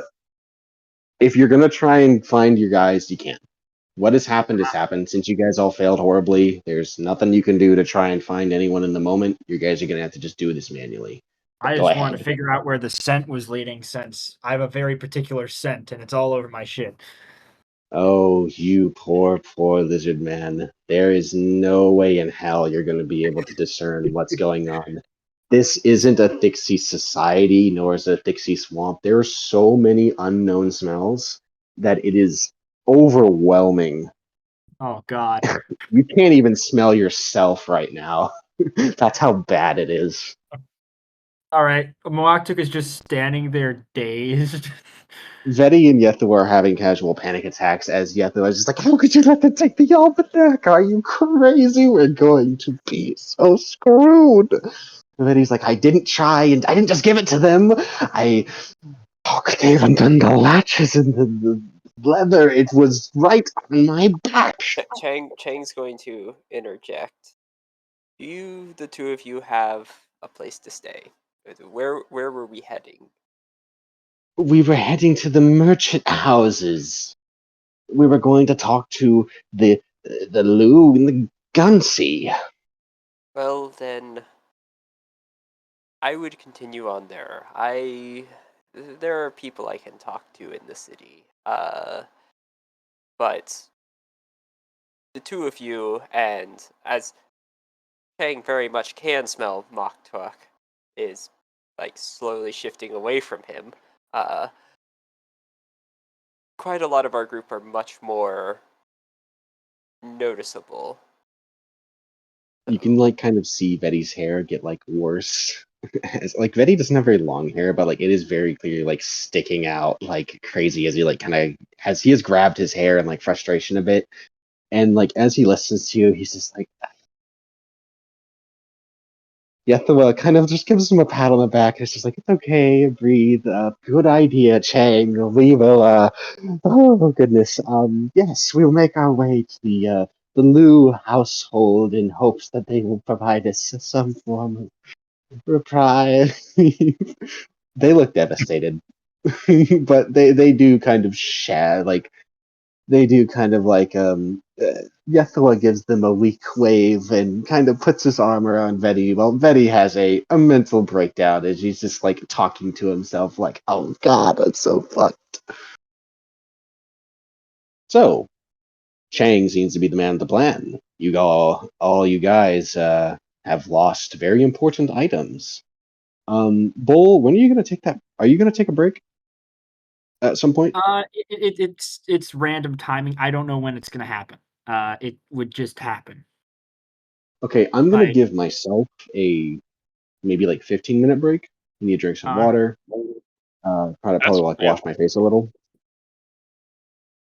But Okay, sounds good. while I'm gone, you guys can absolutely talk amongst yourself. I will consider whatever you guys say as like plot stuff that you guys like are talking, but you don't have to do it in character. Just figure out what you guys are gonna do. Talk amongst yourselves. I'm gonna go get some Wawa. I'm gonna go start a pizza, so I will be back in like a minute. Okay. Pizza yeah, time. I'll be back. I can't believe they stole your fucking dog. I know, what the hell? You gonna eat him or something? You've stolen your Oh, venerable my dog lord. instead of my sword. Sword's probably way more valuable. Yeah, but that means somebody that okay. I wonder if it might be a bunch of kids then. Or it might be like, I guess we talked earlier about how it's a kind of maybe a rare dog in this area, so maybe it might be valuable.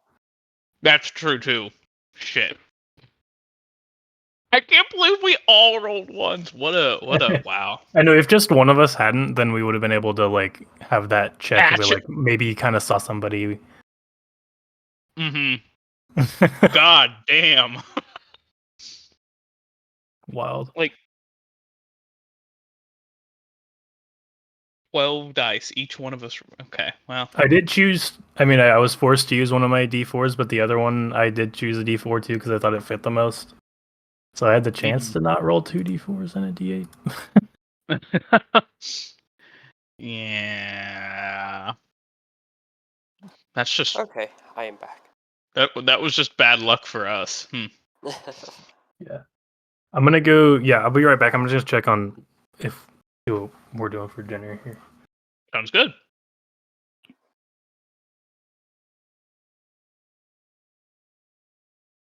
So, what is the plan, you think, Soup? I think we burn down the city and we try to find out what happened.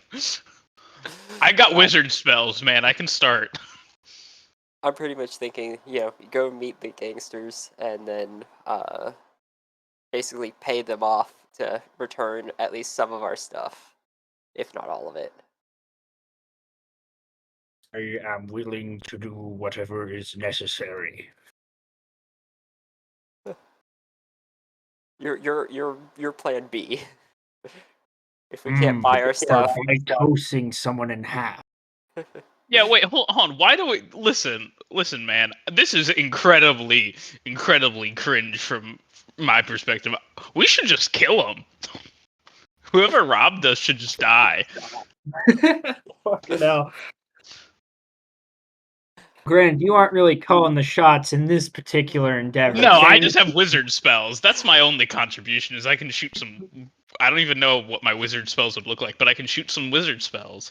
I don't know No, when but he's it's- gonna go. You go first. well, that's definitely the second option. But Chang is this would not be the first time Chang's been pickpocketed. He's kind of more impressed they managed to run off with a giant man-sized book And a dog. and a dog without anyone noticing. No, That's what I'm no, so surprised by. It wasn't just the book; it was also the dog. he more just I thinks mean- Ron is dumb and didn't realize the dog was being taken. I mean, the dog was probably like either on the ground beside him or like in his pack or something. Maybe that's why he didn't notice. Man, I don't know. I had my like most precious religious artifacts basically just stolen from me, so it's not great. Hey, I'm just saying, my tools were given to me by my father, so that's important. Totally. Well, I could hey, probably get that is important. I don't know. They managed to steal knowledge out of my mind, so Dude, these guys are tricky.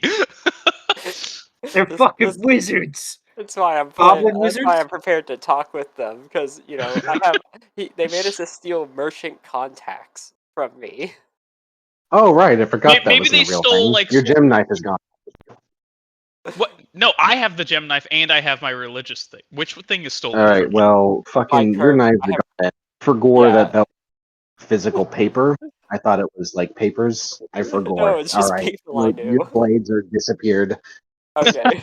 Fucking That's not reject them. Bye-bye. Oh my god. Well, yeah, that's what I was trying to say was they're Magic not like goblin. I don't have a physical thing. They're just people I know and who know me. Soul knowledge and you're like mind player. Yeah, Right. like that's dude. That was the scariest part. Was like, holy shit. These dudes just made me forget people. What the fuck is going You're on? you're like I know them, but I can't remember. Freaking Shit, man, that's mind terrifying. virus. Real first encounter. Dude, we gotta go report this to like the Astorian Emperor. There's people who can steal your brain.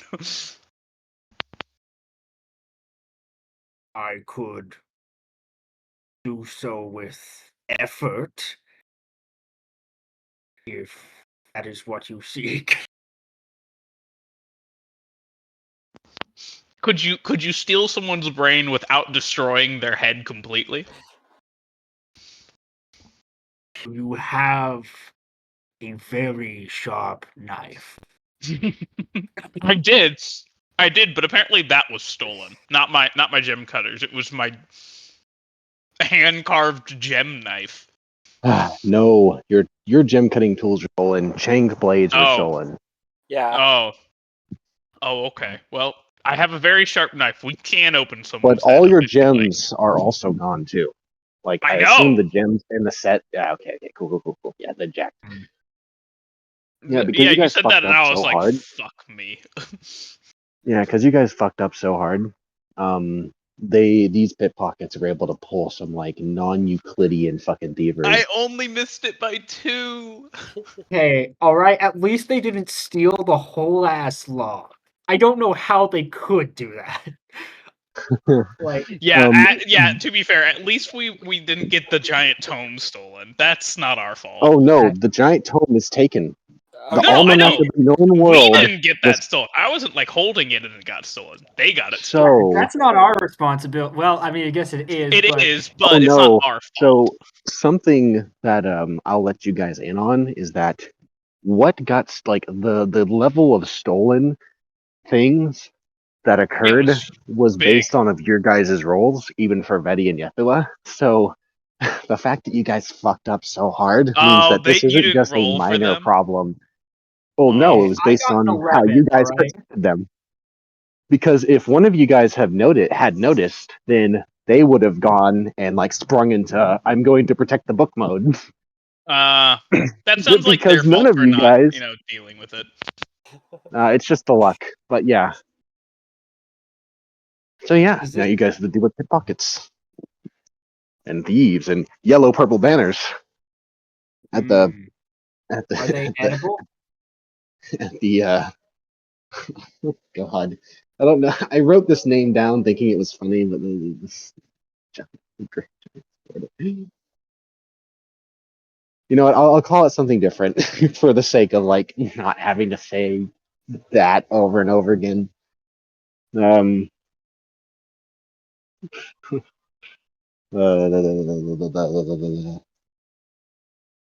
Oh, what's a good name for a brothel bar?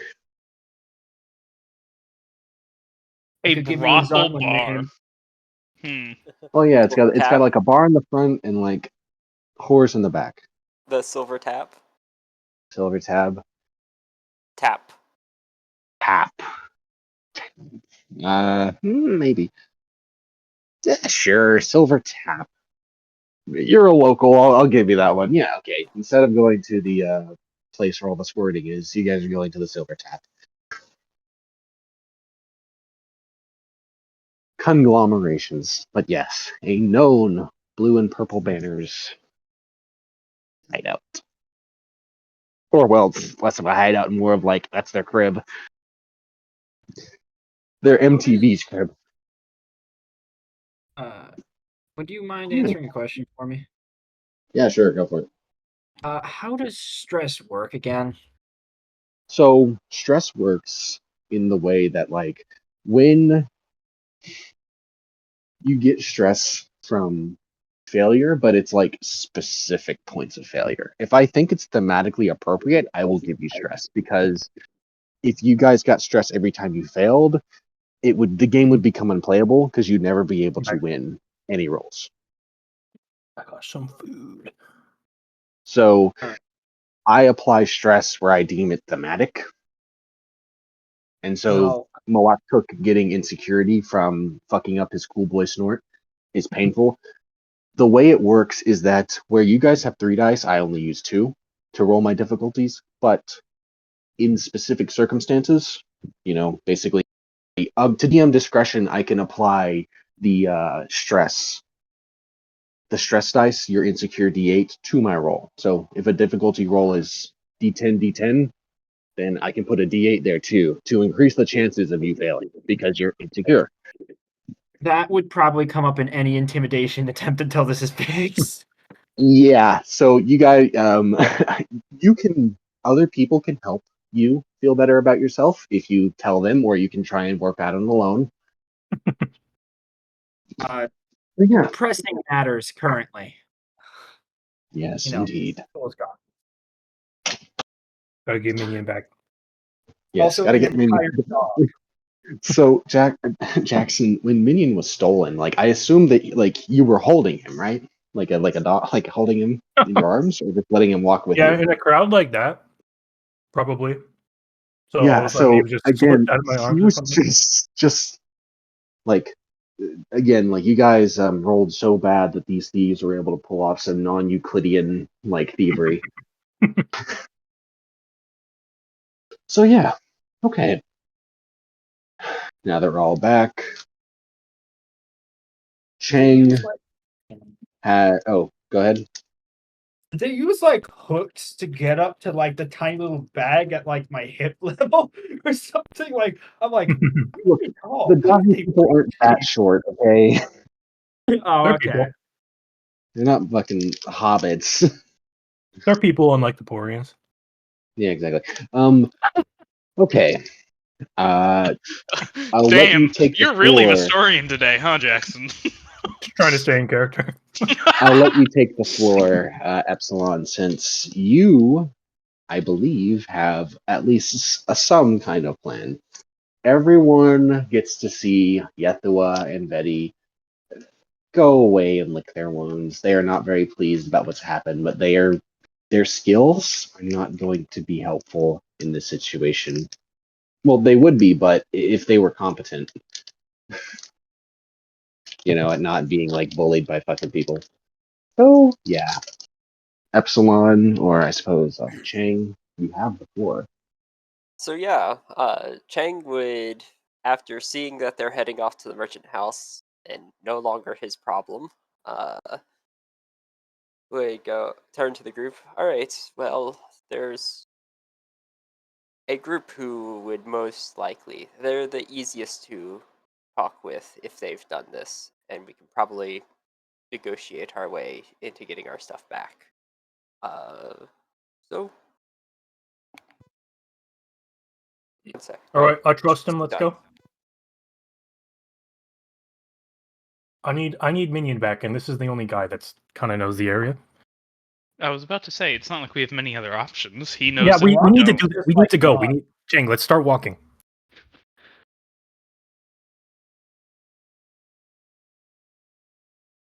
Is that what everyone's doing? Yeah, we're just following Chang. He's the only guy Okay, that we just knows the follow Chang. area.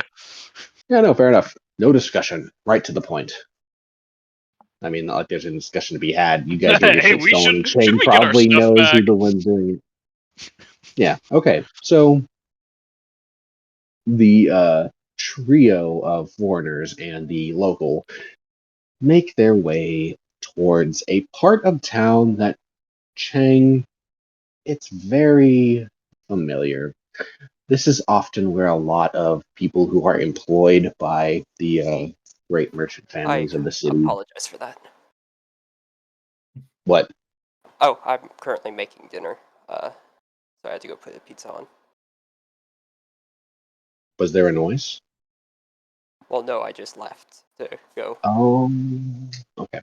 Well, the trio of foreigners and Chang go to a part of the city that Chang recognizes as being almost homey. This is a part of the city that often the people who are employed by the merchant families, typically laborers, but people like Chang who are not exactly laborers, but also not exactly like high class dudes are also employed, separated from the alarming amount of Porians here. But yeah, you guys are hanging out. And Chang, you would know that Eldai is unique for having a lot of Porians working here because the Vestorian council member who represents Eldai made it a point to try and not make the any citizen, any like Dahe people work the dirtier jobs John in an Eldai. attempt to get his popularity. John Eldai? Yep.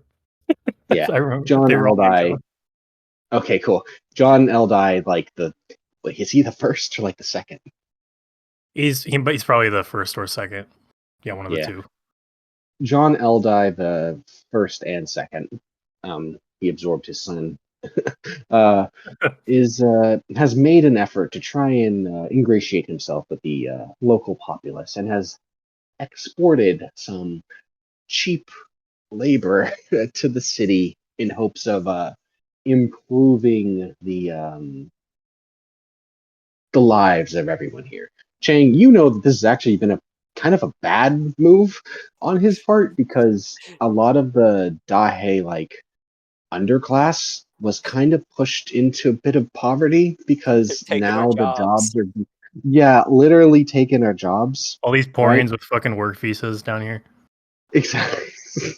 God damn. Exactly. Right. So in a Time to build a John desert wall. Eldai, yeah, John Eldai's attempt to make the Dahe people not have to work these miserable jobs ended up taking a bit of a bite out of the local economy, although the province is very profitable as far as you are aware. You would also know this too, Ron. Eldai is doing just fine. So yeah, you're in what has essentially become a Porian slum almost, where the few Dahe around are still hanging out, but most of the people here are Porians. And where you're going takes you through this area. It's not in here, but as we're walking around in a little sussy place. There's like John, Porian and Eldari, or so there's Porian and Dahe, like street yeah, gangs. yeah, like you got We are guys the like in wrong group alleyways to be doing snapping at here. each other. We have You got a like street, you got we have I a guys forgot we 20-foot like had the in tall 10-foot lizard. tall lizard Yeah, for a we second. have a 20-foot tall lizard. We're fine. No one's yeah, gonna fuck with that. and like So yeah, no, that is true. With Moaktuk next to you guys, most people don't try and approach you. There are people trying to sell things to like passerbys. You guys are foreigners, so you guys are being stared at intently by everyone. You can see there's a lot of hesitation because people are curious about, strangers coming into their community. But Moaktuk is a very scary creature, and thus they just don't want to like. Nope, not it's not worth it. Nope. Um, Ron, you might be the second biggest thing that's keeping these Porians from going near you guys, just because you exhume the Vestorian superiority, and you're getting so many dirty looks. And it's kind of like it's a mix of the lizard man and you that's keeping most people away from you guys. Yeah, like when I look at them, I'm kind of like I have that expression. I'm like kind of looking down at them, you know. Uh-huh. I am literally looking down at them, but without Yeah. disdain, just practically speaking. Yeah. Yeah, I So, will yeah. keep to the lesser, you know, Like the not the most like competitive or conflict-ridden areas, and try and navigate through this area as quickly as. yeah. And you don't even need to roll for that. You've lived here all your life. The biggest thing was Mawaktuk having to duck underneath like kind of a archway that was connecting another section of the city.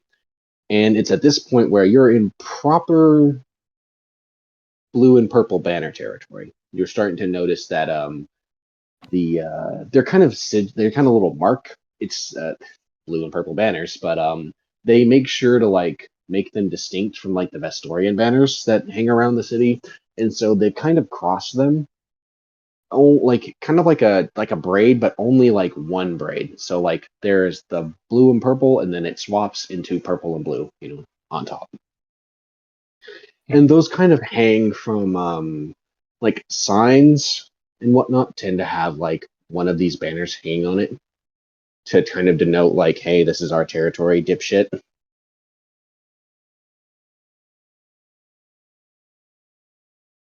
You can share this with your party if you want.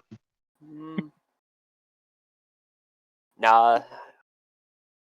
There's no reason to bother them with this information. Yeah, fair enough. They wouldn't be any use in that regard anyway. Yeah. So yeah, you guys make it to the Silver Tap, and it is bustling. Man, this place is hot shit. There is a lot of people, and there are a lot of noise going on. People are talking. Seems to be some form of music. It's very Dahe music. In fact, the blue and purple banners are Dahe exclusive, where they don't really like foreigners, which is probably why you guys were pickpocketed so aggressively. And so when you're free to not approach yet, but you guys are within view of this kind of 3-story building with like a building in front of it that seems like connected, but you guys can't see how it's connected. But you assume that's the bar, the one behind it's the brothel. All right. I'll turn to the rest of them. All right. I'll point at Motek. You can't come in because you can't fit. You can't. I'll point at Ron. You can't come in because they'll kill you. So that leaves. Do you As wish if. to- Right. So that leaves. Olio, do you wish to accompany in this endeavor, or just act as backup in case things go awry? Whichever would have us a greater chance of getting our things back, I would like to do. And I would suggest you wait out here with the rest of them. I will holler or throw something through a window if things go bad. Oh yeah, splitting the party. Are Well, you sure that's a good idea? I know this is your town and all, but they do not. They will probably see him as a threat. That'll be not that we want to talk to them. We don't want to try and attack them. Pointing at Bovtuk. They'll probably kill him just on principle because they don't like him or his kind. And yourself, they probably won't even recognize where you come from. So you would be the most apt to accompany if. I suppose I should come along then. I don't think being alone is a good idea in these parts. Very well. All right. You two wait here. Try not to stab anyone or eat anyone or get into any fights. Oh, brother. I will Okay. keep my I kind of vows. look up at the beast, and I'm just like, so What do you do? What do you like to do? Free time. I speak my prayers. He motions towards some of the different imagery on his orlog. I cannot carve any more at the moment without my tools. And I Pretty nice trade. looking log you got there.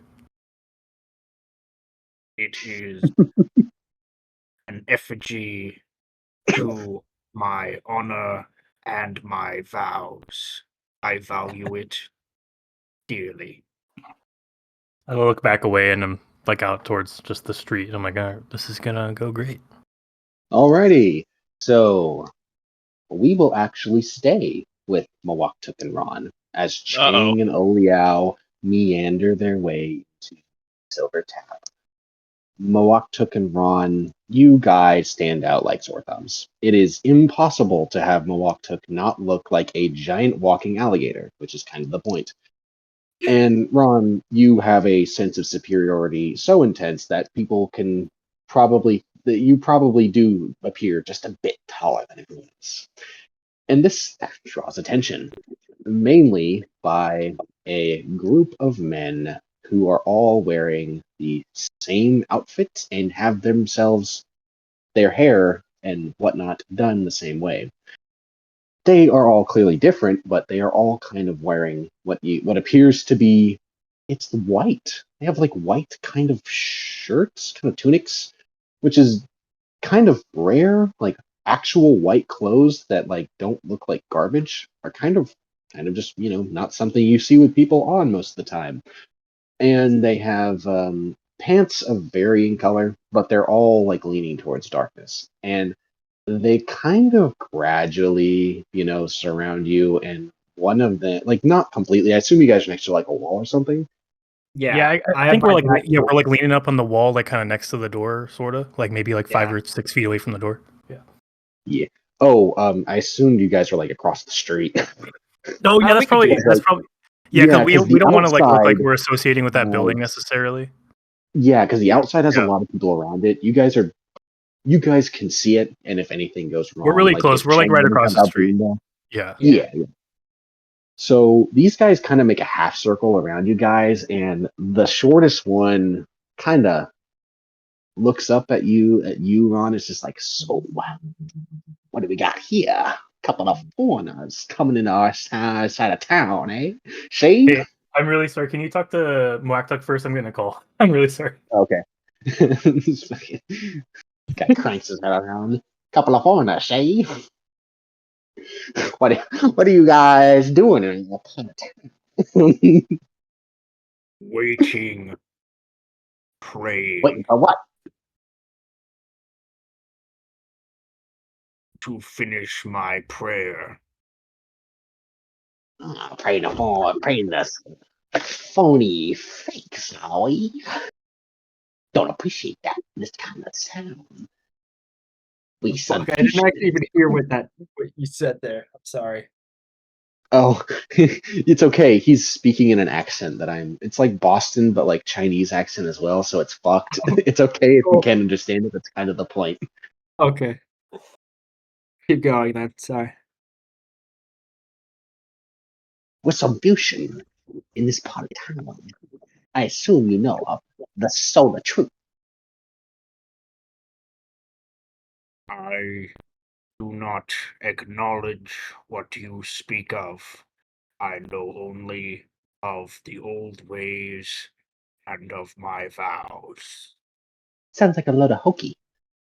Either way, what are you doing leering outside of our establishment? Now, these guys don't look. All right, I'm back. I'm sorry about that. Don't worry, So I these talk in guys don't- circles. Okay. Yeah, you're good.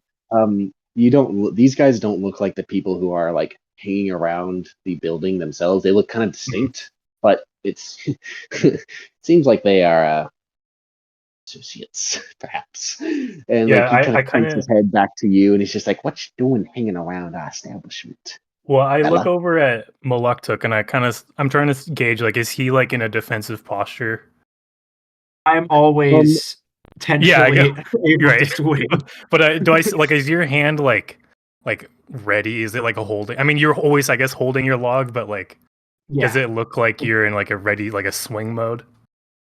I could swing at any moment. You are Okay, confident of it. it's impossible to read the monster, so I kind of look away and I'm just like, I can't read him. But my hand kind of like slowly kind of makes its way down to like the sword handle, and I'm just like, fancy, oh, we're just hanging around.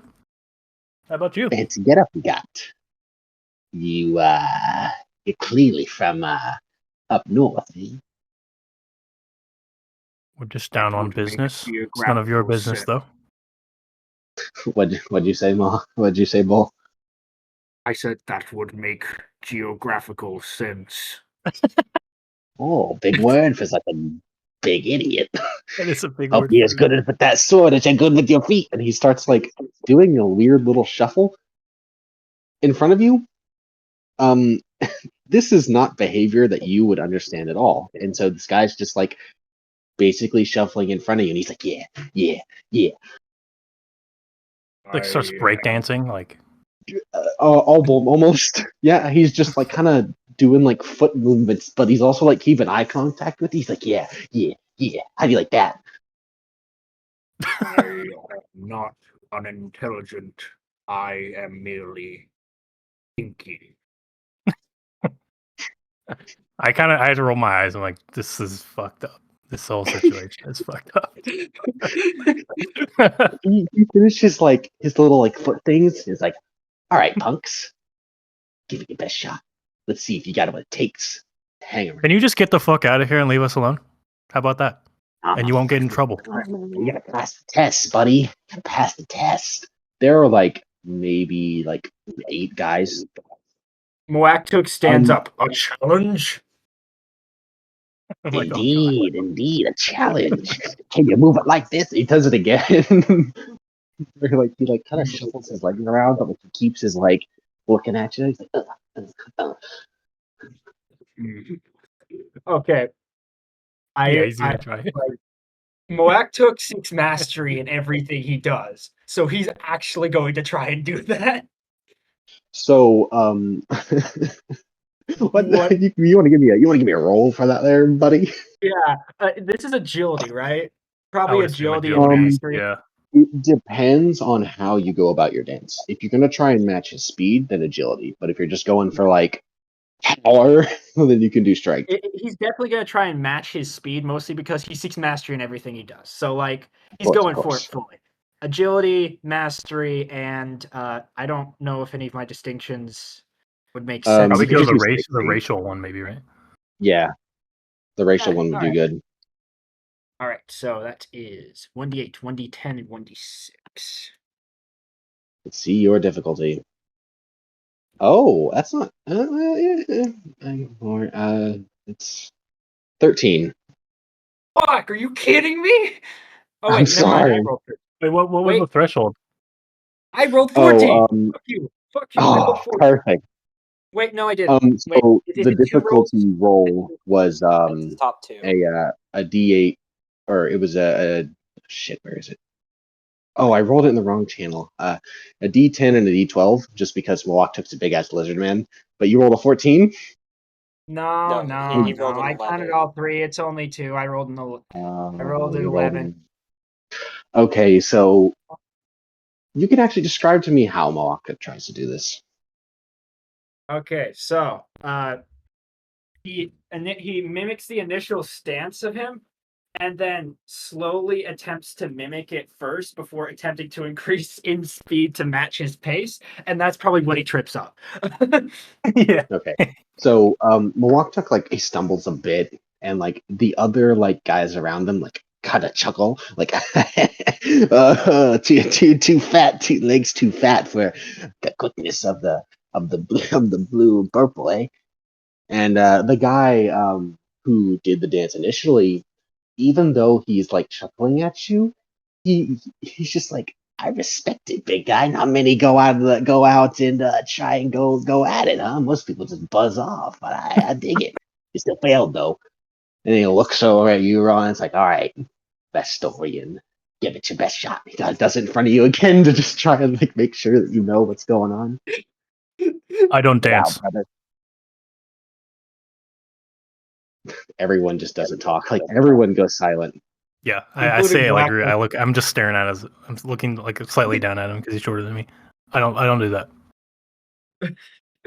Well, then you got to get the hell out of here, brother. You got to get the hell out of here. No, I'm here I on don't think business. you understand what this is. You're gonna leave. You understand? I'm connected to the authorities here. Oh, I'm sure you are. Up near the port. This is our part of town. I just stare at him like I'm not dancing. So Holy shit, I have 6 rolls in a row. the 8 men begin to brandish their equipment, which tends to be either a club or a long knife. You're gonna dance, or we're gonna have problems. So like they reach for their weapons. Yeah, basically, yeah. I cut his. I try to cut his head off. I immediately Oh my swing God. as well, a sweeping strike. Okay, let's roll some attacks. Let's fucking go. This is what I'm built for. Ron, you're going first. Okay, so This is a from the sheath to a decapitation, yes, that's what I'm attempting. and I you guess can I'll add do your willpower sword. for attribute. Yeah, and you can add your sword asset to this roll, so you'd be rolling Right. 4 dice. So I'll do willpower. I will do justice because fuck this guy. You can actually Um, also add your swordsmanship. Yeah, I'm fucking this guy Possibly. up. This is gonna be bad for him. I hope. Sword I'm fighting. gonna knock on wood first before I. Wait, 5 ones. 5 ones. Yeah. so Yeah. like I'm using my warlock, Yep. right? That gets added. And do I also add massive weapon fighter or no? Yes. Okay, yeah, we fucking these dudes up. We fucking them up. Oh God, I your difficulty is 10. Ron. Okay. I will go. Yeah, posh swordmaster with. They're all. I mean, all my distinctions are D8, so it doesn't really. Yeah. And then. Yeah. So. My sword fighting another D8, and my family sword a D8. Awesome. There is a 1 in there. I'm going to make your guys' difficulty the same since you're both doing the same thing, and I'm not going to activate your hitches. All right. So explain. So like I could choose to use the 1 as one of my dice so that it doesn't create a new hitch.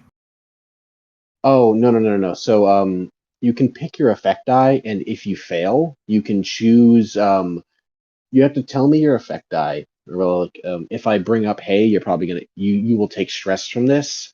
The 1d8 will be applied to whatever stress that I determine is what will kill you. But no, you guys pass. Okay. Yeah. Stresses don't. I'm not activating any of your guys' hitches. I'll just keep them for later because this is something you guys both easily do. So, Ron, describe what you do to this poor man, and It's then just a Noah, one. describe It's it. one motion. It's right out of the sheath on my left side with my right arm. It's just one motion out. His head's off. Okay, The center guy, the main guy, and it's really fast. Like Ron's thing definitely happens before mine is fully complete. Like Yeah. Go ahead. Moak took basically shifts his hand and swings in a sweeping strike to all of them. His warlock. Okay. And just bash him across. Like the other 7 dudes. Yeah. He just So- sweeping strike. One, nobody really. Moak took you perceive Ron's movements because heart of a warrior and shit, right? But every other guy is just in awe for a moment as the guy's head just kind of walls to the side and Cleanly drops. slides off. Like he just seems to like sputter a bit and then it just falls down and then a gush of blood like erupts from the neck stump. And then Moak took brings his log across and just smacks another man. Two guys get essentially thrown like kind of in front of you, Ron, because Yeah. he's swinging wide, and they just crumple, either knocked out or dead. The rest of the guys, you know what? I'll roll for their resolve. Let's see if Yeah, they I have what it point my takes. sword at the rest of the guys. Oh, you want to intimidate them? Go ahead. I am not in an intimidating mood. I'm sorry. No, yeah, you're good. Like, you have to actually, get this is over going that. to be an extremely easy thing too. So I'm just gonna roll one. I guess willpower again for intimidation. Or influence, Influence. I depending feel on like which is higher. I could use it. I mean, my influence is higher. Yeah, I mean, you're trying to influence their behavior. Oh, okay, right. I got it. Oh yeah, the difficulty is 3. Okay. Influence. Justice. Yeah. And As long as you don't roll all one. my sword master one again. Yeah.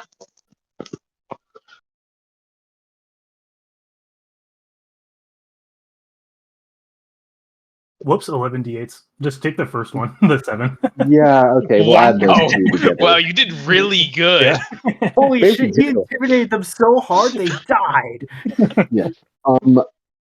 These the 6, 8, 2, 5. The 5 guys left basically are like absolutely horrified. They've never seen like such a quick display of like aggression. Like they've been in fights, like gang fights, but like this was like surgical from Ron. And they just they fucking bolt. They're done. They don't even run towards like the silver tap. They just gone quick as they can. They're leaving the country. They're going to like South Dahe. We're going to hang out with the Chong Wei. All right. Well, Oh my I god, we're sheathe gonna the find sword. back in High Die. Yeah. Wow, they the really sword and fucked it up. I sheathe the sword. Okay. I look down at the guy that I cut the head off of. I kind of glance over at the 2 crushed people too, but I take in. I admire the guy that the very clean cut head off, and I kind of look up at Moaktuk and I'm like, that was really cool. Good job. Kind of look back down. Likewise, venerable warrior. I appreciate that. Picture like bad, having a little bit of a bad to bonding the moment. bone. So yeah, do you guys want to loot their bodies, or do you guys Starting to give a respect shit? each other. I don't. My Ron wouldn't loot. No. Muaktuk isn't going to loot them yet until he gets permission from Chang to either eat them or not. He isn't sure whether or not he's supposed to be doing that because Chang specifically said, don't eat anybody. He didn't say don't kill anybody. He said don't eat anybody. So It was pretty specific. So yeah, are you guys just gonna leave the corpses, or are you just gonna move away from the bodies, I'm or standing. just stand next to them? we're going back to our sitting position. We don't care. Yeah. They Oh my appeared. So Ron and Moaktuk have firmly established their dominance on the street corner, and thus most people are avoiding them. On the flip side, inside the silver tap, it is loud. There is traditional Dai music playing that Cheng, you would be this style is typically like kind of like it's traditional, but these guys tend to like pervert it into something more like kind of like sharp, you know? Like it's very quick pace, you know, with how they do things. The next yeah. Sorry, choking and dying. Quick pace, lots of loud, lots of talking. It's a kind of like deceptively busy. They aren't really like it's not packed, you know. Like what makes it like from the outside it looks packed, but on the inside it doesn't look too packed. Like it's busy, but like it's no busier than your average like tavern in a big city, right? Oh, Yeah. spawn. Yeah. Nobody pays you any money. Nobody even looks at your direction. Oliao, you get some like looks, but you're in like robes and a cloak, right? Like you have hood over your head. I don't wear a hood over my head normally. No, I'm just in my these. They're not fine, but they're dark blue robes. Would you be wearing a hood now, or are you going to keep it down? No, I'll keep it Okay, down. then. What do I Yeah, have to fear? people are just staring at you as you follow behind Shang. They're not even polite stares either. They're just looking at you like you're a fucking alien. That's White woman spotted. a woman in a blue robe. I mean, it's literally you are a a Panoply. You're basically an alien anyway. That's a true. white woman I spotted do moment. have. What? Exactly. So yeah, you're following behind Chang, and even though people are staring at you, nobody seems to want to fuck with you. Although you're not getting exactly the nicest of looks, Man, who cares what they think? But though? because you're next to Chang, who they're having a hard time seeing to begin with, because he looks like he just blends like a fucking chameleon, right? Yeah, no, he's hanging out. And Chang, where you have you ever been into the Silver Tap? I assume not. I probably haven't been into the Silver Tap personally, but I would have probably known people who have been in there, and I've probably been in bars and other sort of gang establishments before. Okay. You really don't know anyone who works here. You just know that this is kind of like a pretty important spot. Most people think it's the heart, but locals know that they actually have another place, but that's way nobody knows where it is other than high ranking dudes.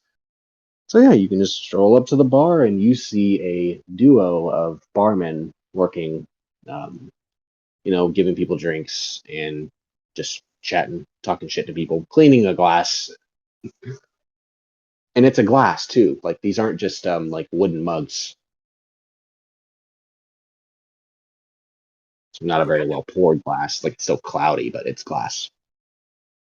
How much money do I actually have on me? So I forgot to tell you guys this. I'm a jackass, but Betty gave everyone a substantial stipend from the travel, from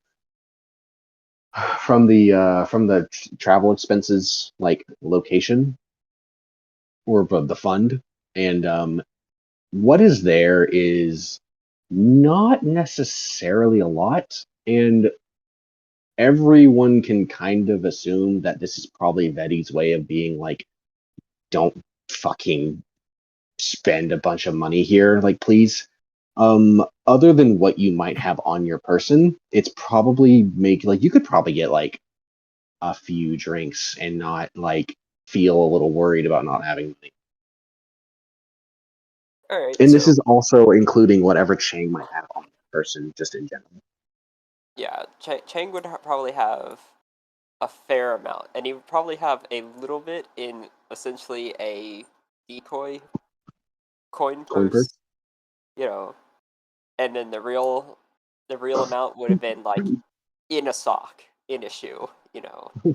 Funnily enough, the decoy coin purse is still on your person. Nobody took it during the pickpocketing affair. Because it's common practice, they would know that there's probably only a few copper, nothing really important. Yeah. It's not worth it. Oh, and the currency is probably, well, actually, the currency you guys are paying with is Bytosian gold or Bytosian gold. So every coin you guys use is stamped with or hammered, with the seal of the Temple of the Free End, which is just a single forward-facing palm that has the fingers held close together. Would this be a common currency here in Yes, Eldai? absolutely. Eldai is one of the places that the Yeah. Bytosian treasure ships go. Um,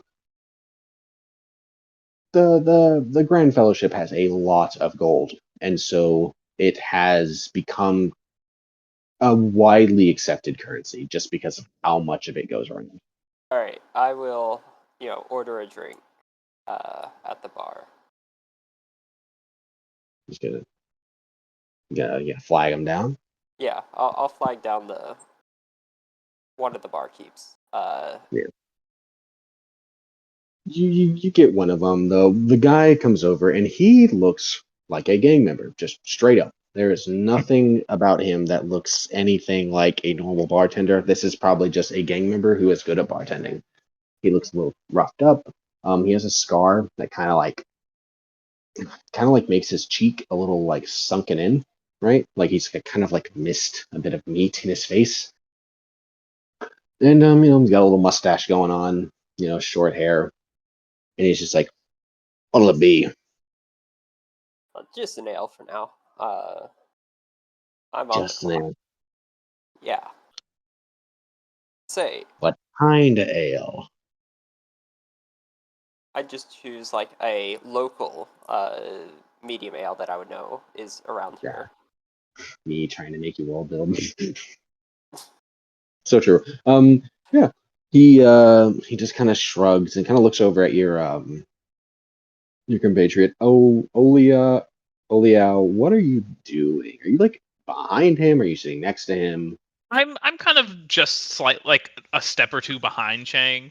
I've mostly been spending my time as we walked, kind of meeting the people who are staring at me gaze, because it's like, oh, I'm also in a weird place. Isn't this fun? Yeah. And He at the kind of mention of alcohol, she will chime in, probably like turning her head to look at the bartender. I'd like one as well, if that's permissible. he kind of like looks over at you and looks at Chang. He's like, "That ain't one of ours, right?" Nah, but she's My gold Okay, good, spoon's good, good. the Because same. you're not allowed to mix. Okay, one in the other. No sharing. Okay. nah, not like that. We're co-workers.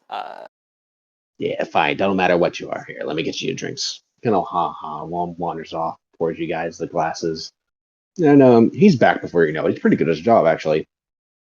And then he slides them on over, and he's just like, "So, you're not a." He's like, "You don't wear the blue and purple, and that one ain't from around here.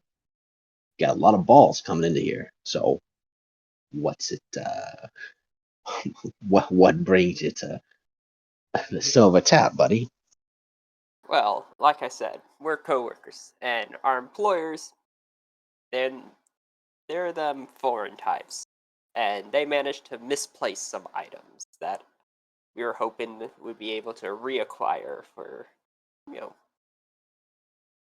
you know how they are, always losing things in the docks. Yeah, clumsy jackasses. So you wouldn't happen to know Depends where on we what they could, lost. It always depends on what they lost. You wouldn't happen to know exactly what they might have dropped on their way through town, would you? well, one of them, real clumsy fellow, from up north, he dropped a big ass book, like biggest book you ever see. Ooh, Dropped what that. an idiot! Huh? I know, I couldn't even imagine, how could you lose this thing? Of course, of course, of course. Well, things like that, they kind of intermingle around. I might know where some books are from somewhere, but why should I cough up the? Why should I indulge you in this, pal, Well, buddy? how these, them foreign types. So I would be, they would look on me pretty favorably if I was able to return their lost stuff, you know, and in turn, I could then pay it forward and make your day and look favorably upon you. Mm, And so I'll sort of those reach into my boot and pull out the actual coin purse. So, you know, um they gave me now some you're money for speaking my some finder's language. fee. So, if somebody were to help me find them, I could split some of that fee with them. Interesting. Well, let's say, you know what? He seems to be down, right? The other bartender at this point is kind of like watching you with a side eye. He looks like he's not much of the talking type, and he has a very big sword on his hip. It is a flat, broad bladed. It's like a dao or like the machete looking blade, and he's kind of eyeing you both like, "Try it, I dare you! Like I'll fuck you up, brother." Right? Um, he's kind of like thinking about it, and he puts down. Now, because I don't feel like trying to apply actual values to numbers, I'm just going to say that it's a bit high, right? You know, even for like the amount of money you have and the travel stipend, he's probably asking for almost half, which is, I mean, you'll live, but like that's a lot of dough that you will be missing from your personal and your travel stipend. Come on now. You and I both know that as generous as they aren't built of gold. We're not talking the emperor of that place that I'm trying to shake down. What give me a realistic number. Come on. Roll for me, brother. You're haggling. Alright. Let's do some haggling. Alright, You rolling. have your haggling specialty too. I do. Alright, so roll. I believe. Let's do influence. Uh let's do Your difficulty is 8. is 8. Yep, beat an 8, and I would say justice would be because I'm trying to get our stuff back. I'm a quick Yeah. long, and then I got my haggling capabilities. all right, All right, 12. 12. That is, yeah, yeah. You did it. You done diddly darn did it, Mr. Man. This is like, I suppose. Well, word from today. He opens up his hand a little before he continues, kind of like making a finger motion. Yeah, I'll start sliding over part of the payment Yeah, as we and continue. he takes it away. He's like, word from today says that a bunch of foreign dumbasses got their shit jacked in the harbor later, a little few hours. So. Also, it's gonna be night now, just so y'all know. Yeah. Just navigating And through the city and everything. Yeah. there was a lot of good stuff there, and I think, don't quote me on this, I think he kind of looks around. He kind of pulls out like he's like, got a paper I can hand you. You got a paper I can write on. Don't want to say some. Can't say names out loud, of course. I do actually, and because I just have some form of parchment and charcoal. Yeah. He takes it and he scribbles down a name and then he passes it back to you. Now, the name on the paper is not familiar to you. Fuck, I have to think of a name.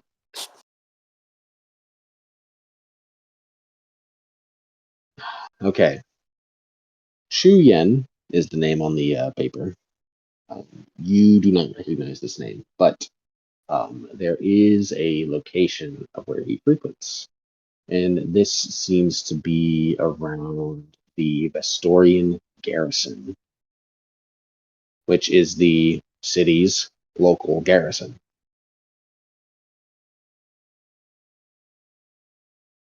And so, yeah, you got Chulin and the Vestorian garrison. And Yeah. the bartender man is just like, that's what I know. That's where I went. Well, I thank you for your time. Yeah, you know the Days drill. ahead. You say any. He's like, you know the drill. You say I said something, I'm gonna cut your balls off. All that good stuff. Now get the fuck out of here, or finish your drinks. Doesn't matter to me. I'll down the last of my drink because I'd have been pacing myself to finish about. Yeah, you Here. need a drink right now. Yeah, Mhm. I finished mine like well before they finished talking. Dude, Ron needs Yeah. a drink. Yeah. I'm Ollie, fine. Ollie, I can get a free meal if you guys let. Panoxies have a drinking culture. We know what we're about. Yeah, Ollie Al, while Chang was just fucking verbally murdering this guy, you actually got yanked by somebody pretty hard too. Like you were nearly yanked off your feet. Oh, You know, yanked. I Chang's thought you deep in said his shank. no, you're gonna get stabbed. I was like, God, holy whoa. shit. I'm You got busy shanked and haggling. you didn't even know. I'm No, haggling with this guy. The camera pans back to just see Olial getting Dead. shanked. Olia's on the ground, bled out. No, while Chang is deep in verbal combat with this man, Oliao, you get yanked by someone who. How tall is Oliao? She's like 5'8". She's not tall, but I mean, mountain people are a little bit bigger than others, so. Fair enough. So yeah, you are accosted by one of like the bouncers, and it's just like, no mixing. Get the hell out of here. Fucking racist asshole. Pardon, I'm just here with my compatriot here, Chang, and Yeah, she'll. all the whores are with their compatriots. No, not you don't have to knock this guy over the head, but you go back to where you belong. He kind of points at like he assumes you're a brothel whore because you're the Pardon? only woman in this building. It's just like, get the Sir, fuck back there.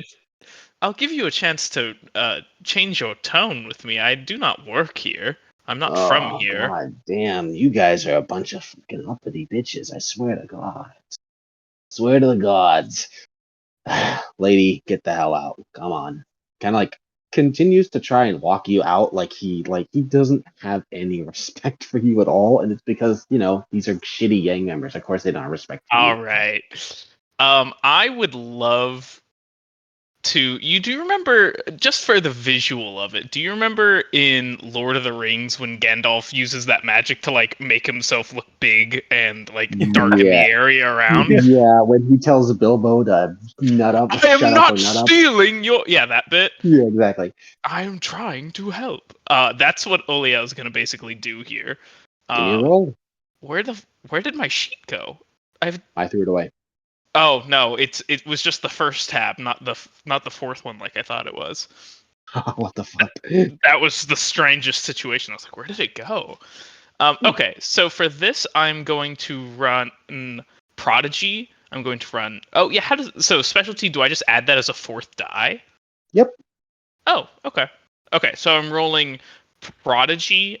I will roll my magic, obviously. I Because will this is run pretty easy. Mastery, and I will run Intelligence. Yeah, fair enough. Let me give you your difficulty. One.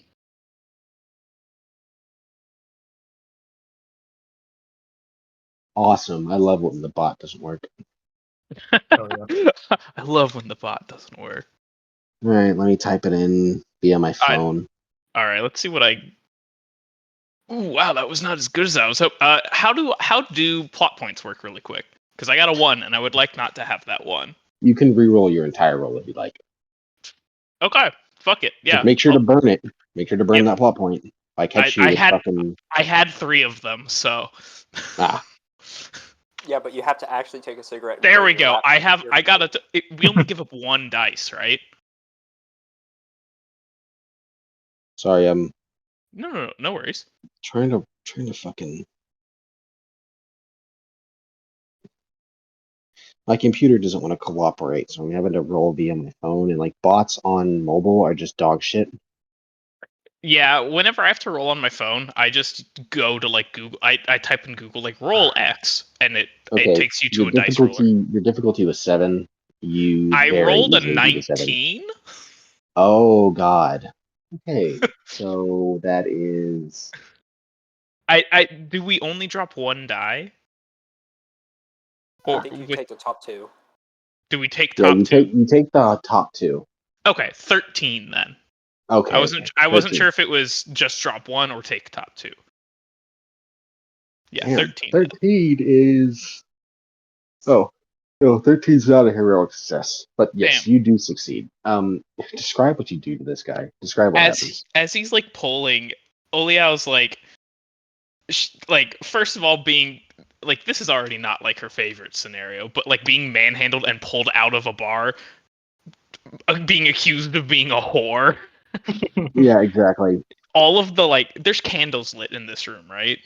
Yep. Yeah. Lanterns. Yeah, as like she's being pulled, like, and she wells up this magic, like the candles get like snuffed out behind her, and like this wispy smoke is pulled towards her as she like begins. She's like, "I am no whore, and you will release me if you know what is good for you in these moments. They may be your last." And like there's like just like all of the light is being pulled out of the room into her, So and all the darkness, I yeah, should say. this guy drops his grip and backs away very quickly. Like it's not even like a calm retreat. Like he stands off like right away, immediately. The barman and you, Chang, witness this remarkably terrifying event, and the barman seems to also be like backing away a bit. Um, Out of character, I've never really seen the Dahe do anything considered magical, and so I'm gonna assume that they are not very well. Like to them, it's not something that's common at all. Like to the point of being like considered not real, almost. Hey, greed is its own kind of magic. Yeah. So Fuck yeah, this man. puts the entire bar on edge, and they give you a wide. She will like brush her robes off and like return them to their smooth, like uncreased, and return to the bar to stand next to Chang as the lights kind of like begin to refill the room. Yeah. I have. It's darker because a lot of the lanterns went out, but you guys can still see. Would I have gotten the note by this point? When? Oh like, yeah, no. This happened like right after you turned to like leave. You saw Olanya go or Oliao like Gandalf this man into pissing himself. So I'll turn back to the bartender, chug the last of my drink, and go, foreign types, what can you do? Alright, come along, and leave. He kind of like nods a little. Chang, this also goes for you as well because even though you live in like Eldai, right? Magic is not something that the Dahe engage in at all. You were of the opinion that it might even not exist, and it's more so like charlatans performing funny stuff. So even though you're probably not showing it because you're trying to, this is your companion and this is good for you, but like, oh goodness, that was a bit frightening. What are you talking about? There was no magic performed. I mean, haven't you ever seen a pissed off woman? I mean, Exactly. that seems about on par. Just channel darkness. Yeah, it's just, I Dude, don't know I don't what. want to mess with Dahe women if they can apparently do that at whim. Exactly. They remind me of my kin. But yeah, Yeah, the it seems like an the angry woman.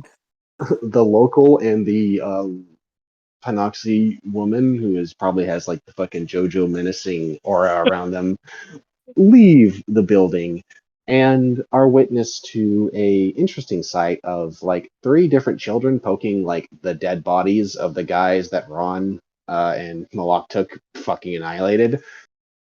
They're like looting the corpses and just like poking at them to see like blood gush out. Yeah, and we're just like kind of like kneeling against the wall, kind of near them. Yeah, as Just if be- nothing had changed. We're in the same position as Yeah, before. and we're like Whoa. we've been like during this whole time we've been like kind of talking, and we're kind of buddies now. Yeah, Yeah. as we step out, I'm gonna look to Chang and be like, "Was there a body out here earlier?"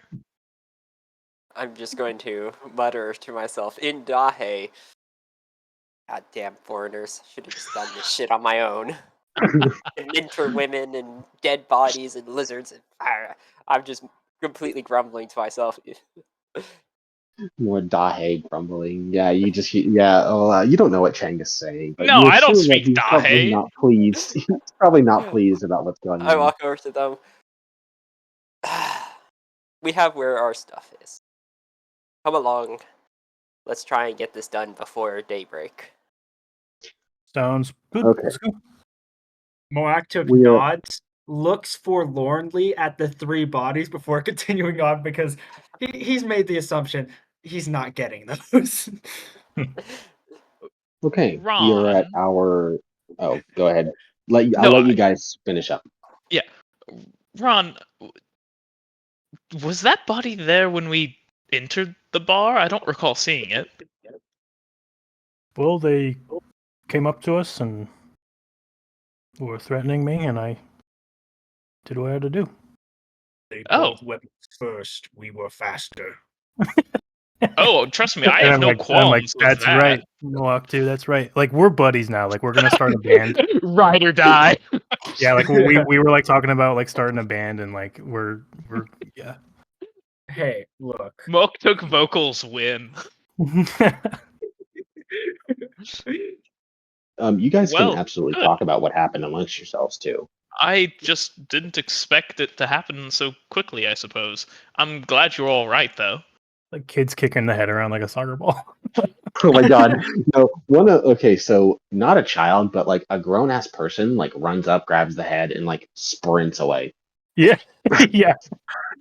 Which This is is a how strange place. this is how Chang knew exactly what had occurred as soon as bodies do not stay on the ground for long.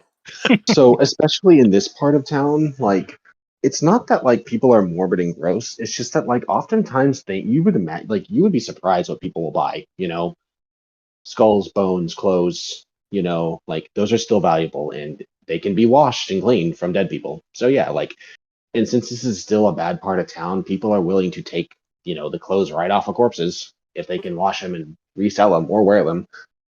Chang And definitely they is not certainly aren't wearing going to ask. Yeah, Chang definitely is not wearing a bone necklace made out of finger bones. Definitely not. Definitely not. Totally Chang would not. never. Yeah. I should make such a thing. Would be practical.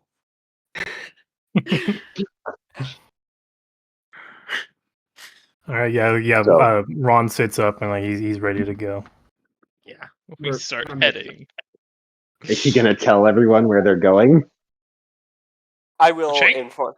Yeah, I would have informed them that we're heading near the Nestorian garrison. There's a guy there that has our stuff. And this is weird for anyone who's lived in an urban area, right? So I assume like Ron and Chang, this is weird. Criminals don't really like they'll hang out near like local army garrisons, but this specifically like the Vestorian garrison, where the Vestorians are. This is their military base of operations in the city. So the fact that a local gangster guy sent you over there is a little sus, especially considering that these guys really don't like foreigners. Yeah, it's Would I pretty know? weird. Yeah, would I know just because I'm thinking, would I know how corrupt the Vestorian garrison is in the city? So it depends on Jackson. This depends on Vestoria has never been shy of its corruption, right? No, it's a part of it. Like it's like ingrained in their culture. It is an institution. Yeah. I mean, Chang, especially upon the higher ups, but yeah, I'm sure it gets And into so like Chang wouldn't find it odd because he would just assume, oh yeah, the entire garrison's on the payroll, or something like that. Yeah, or yeah, they've infiltrated corruption it, in something like Vestoria that. is not a problem. It is an institution, and they work with it, and it makes one a hell of a country. Which is which is why they're so blatant to steal from a bunch of foreigners in the middle of the docks. They're like, oh yeah, the garrison would have been on their payroll anyway. Oh, absolutely. It could They have don't been the Or have garrison something like that. that us. yeah, it's no. Chang's very much like, oh yeah, that makes sense. hmm Okay. We are on hour 3. If you guys would like to wrap it up here, that's fine too. But if you'd like to carry on to hour 4, that also works for me. It's up to what you guys want to do. Well, I'm up for it. What about y'all? I I think could- I might have to cut it short, unfortunately. Or not Hey, short. don't think of it as Yeah. cutting it short. 3 hours is the goal. 4 hours Yeah. is extra. Yeah, 3 And hours is Okay. like we a had a- perfect length. Yeah, And we it had is a a good good stopping point. point. That was a great session, though. Like that was a That was really really good. good. It was a really good event to start on. Yeah. Yeah, the fact it was all ones for us. God, that That really was so sold it, good. huh? Hey, I I finally won't broke tell you my guys curse. what I made a roll. I'm not going to tell you guys what could have happened had you not, right? But I will just say that like I genuinely wasn't preparing for like it to go this bad, but you guys all failing allowed for new thoughts to occur, which I will have an entire week to think on. Sweet. Oh God. I'm Yes, sure indeed. nothing bad will happen at all, right, guys? Yeah, no, of course. Does this You mean guys I'll are get going a to be chance to dealing make with my the phone necklace? historians. Nothing bad can Bad happen. things don't generally happen, you know. Yeah, nothing No, bad will happen. no. Well, yeah, nothing Nothing bad will bad happen. happens to the Dixie. It jump cuts to on the boat as Eldai is burning in the background. Yeah. Nothing Well, bad guys- ever happens Our clothes to are all the torn, and Pixies. we're like, we barely made it out. Like Oh, sweaty lips who and would have stuff. thought? Before we go, I need one thing from you all. Okay. The campaign is called The Age of Knowing. What's the group called? Ooh, I think we need more time together to form the group name. Yeah, we're still Okay. not. I mean, we're not super familiar with each other yet. Like me and We're just the coworkers. Beast are kind of buddies now, but yeah, we're still just Um, coworkers. So there have been a few time skips. There have been like times where I've given you guys to talk to each other. If there is anything that you guys want to share, like amongst yourselves, I guess, like conversations you guys might have had. Yeah. Yeah, or like just like thoughts you've shared. Like put them in the server. I'll absorb that knowledge, right? hmm Yeah, I think that's a Yeah. good idea. That way we can be like, hey, I didn't get to mention this thing, but this is something that would have been brought up. Sort of Yep. thing. So, like, for the between trips, like as we get more familiar with each other, if we wanted to have information said that we forgot to say, we could do that instead. Yeah. If you guys forget to like, if you guys wanted to have like, if you're thinking now like, oh man, I should have like talked to Chang before we went to the city proper, or if you guys want to have conversations like, or want to put down like, hey, on the Moaktuk and Ron spent 3 hours trying to figure out a band name, right? Fair enough. Oh, Right? dude, I'm so ready for the Moaktuk vocalist. I'm hype. Like Yeah. it's like I'm assuming. Ron is assuming that imagining he's gonna death play the metal. drums, but Well, no, I'm imagining. Yeah, Rock Ron's Tugs. like, I'm gonna be vocalist. Moaktuk, I'm gonna be vocalist. yeah. he's gonna do like a crocodile like very growl vocal. I'm just imagining death metal. Yeah, that's what I mean. You have two different kinds of rock we're going It's like for. it's like crocodile throat singing. Oh, okay. That's actually awesome as an idea, though. This band is gonna break up very fast. This band's gonna be so discordant. We're just gonna start fighting. We're breathing the Dude, band. you want to fight Moaktuk? Yeah, You we're can really have fighting. it. And I'm taking minion with me. No, we don't fight for real. We do like that weird dance fight thing we watched. Yeah. Oh, we yeah. respect each other's fighting abilities at this point. I don't think we'd want to fight each other. No, I'm just imagining yeah, Moaktuk 100%, doing like- like death metal screams, and then Ron's there with a triangle, just ding. Yeah. ding. I'm on the cowbell. The electric. We're gonna have experimental rock in this voyage at some point. All right. Oh yeah. Oh, dude, I'm ready you guys for are it. you guys are gonna invent rock and roll before like 1,000 years before it's even a thing. It's gonna, dude, classical No, music. oh my god! Oh my god! Wait! It's called Aukenron. Oh, God, perfect. Yeah. It's Ah. perfect. I'm writing Okay. it I down. good session. I'm glad you guys liked it. Let me know what's going on. And for the people who will be listening to this when I upload this to YouTube, I will be trying to do this every week. And you guys, if you're in the Inkunzi server, can actually you normal people can't request observer roles, but if you're a cool dude, let me know. You know who you are. All right. see you guys next week on Wednesday at Sounds 4. good. See you then, lads. Have a good one. Yeah. You too. See ya. Right. Bye.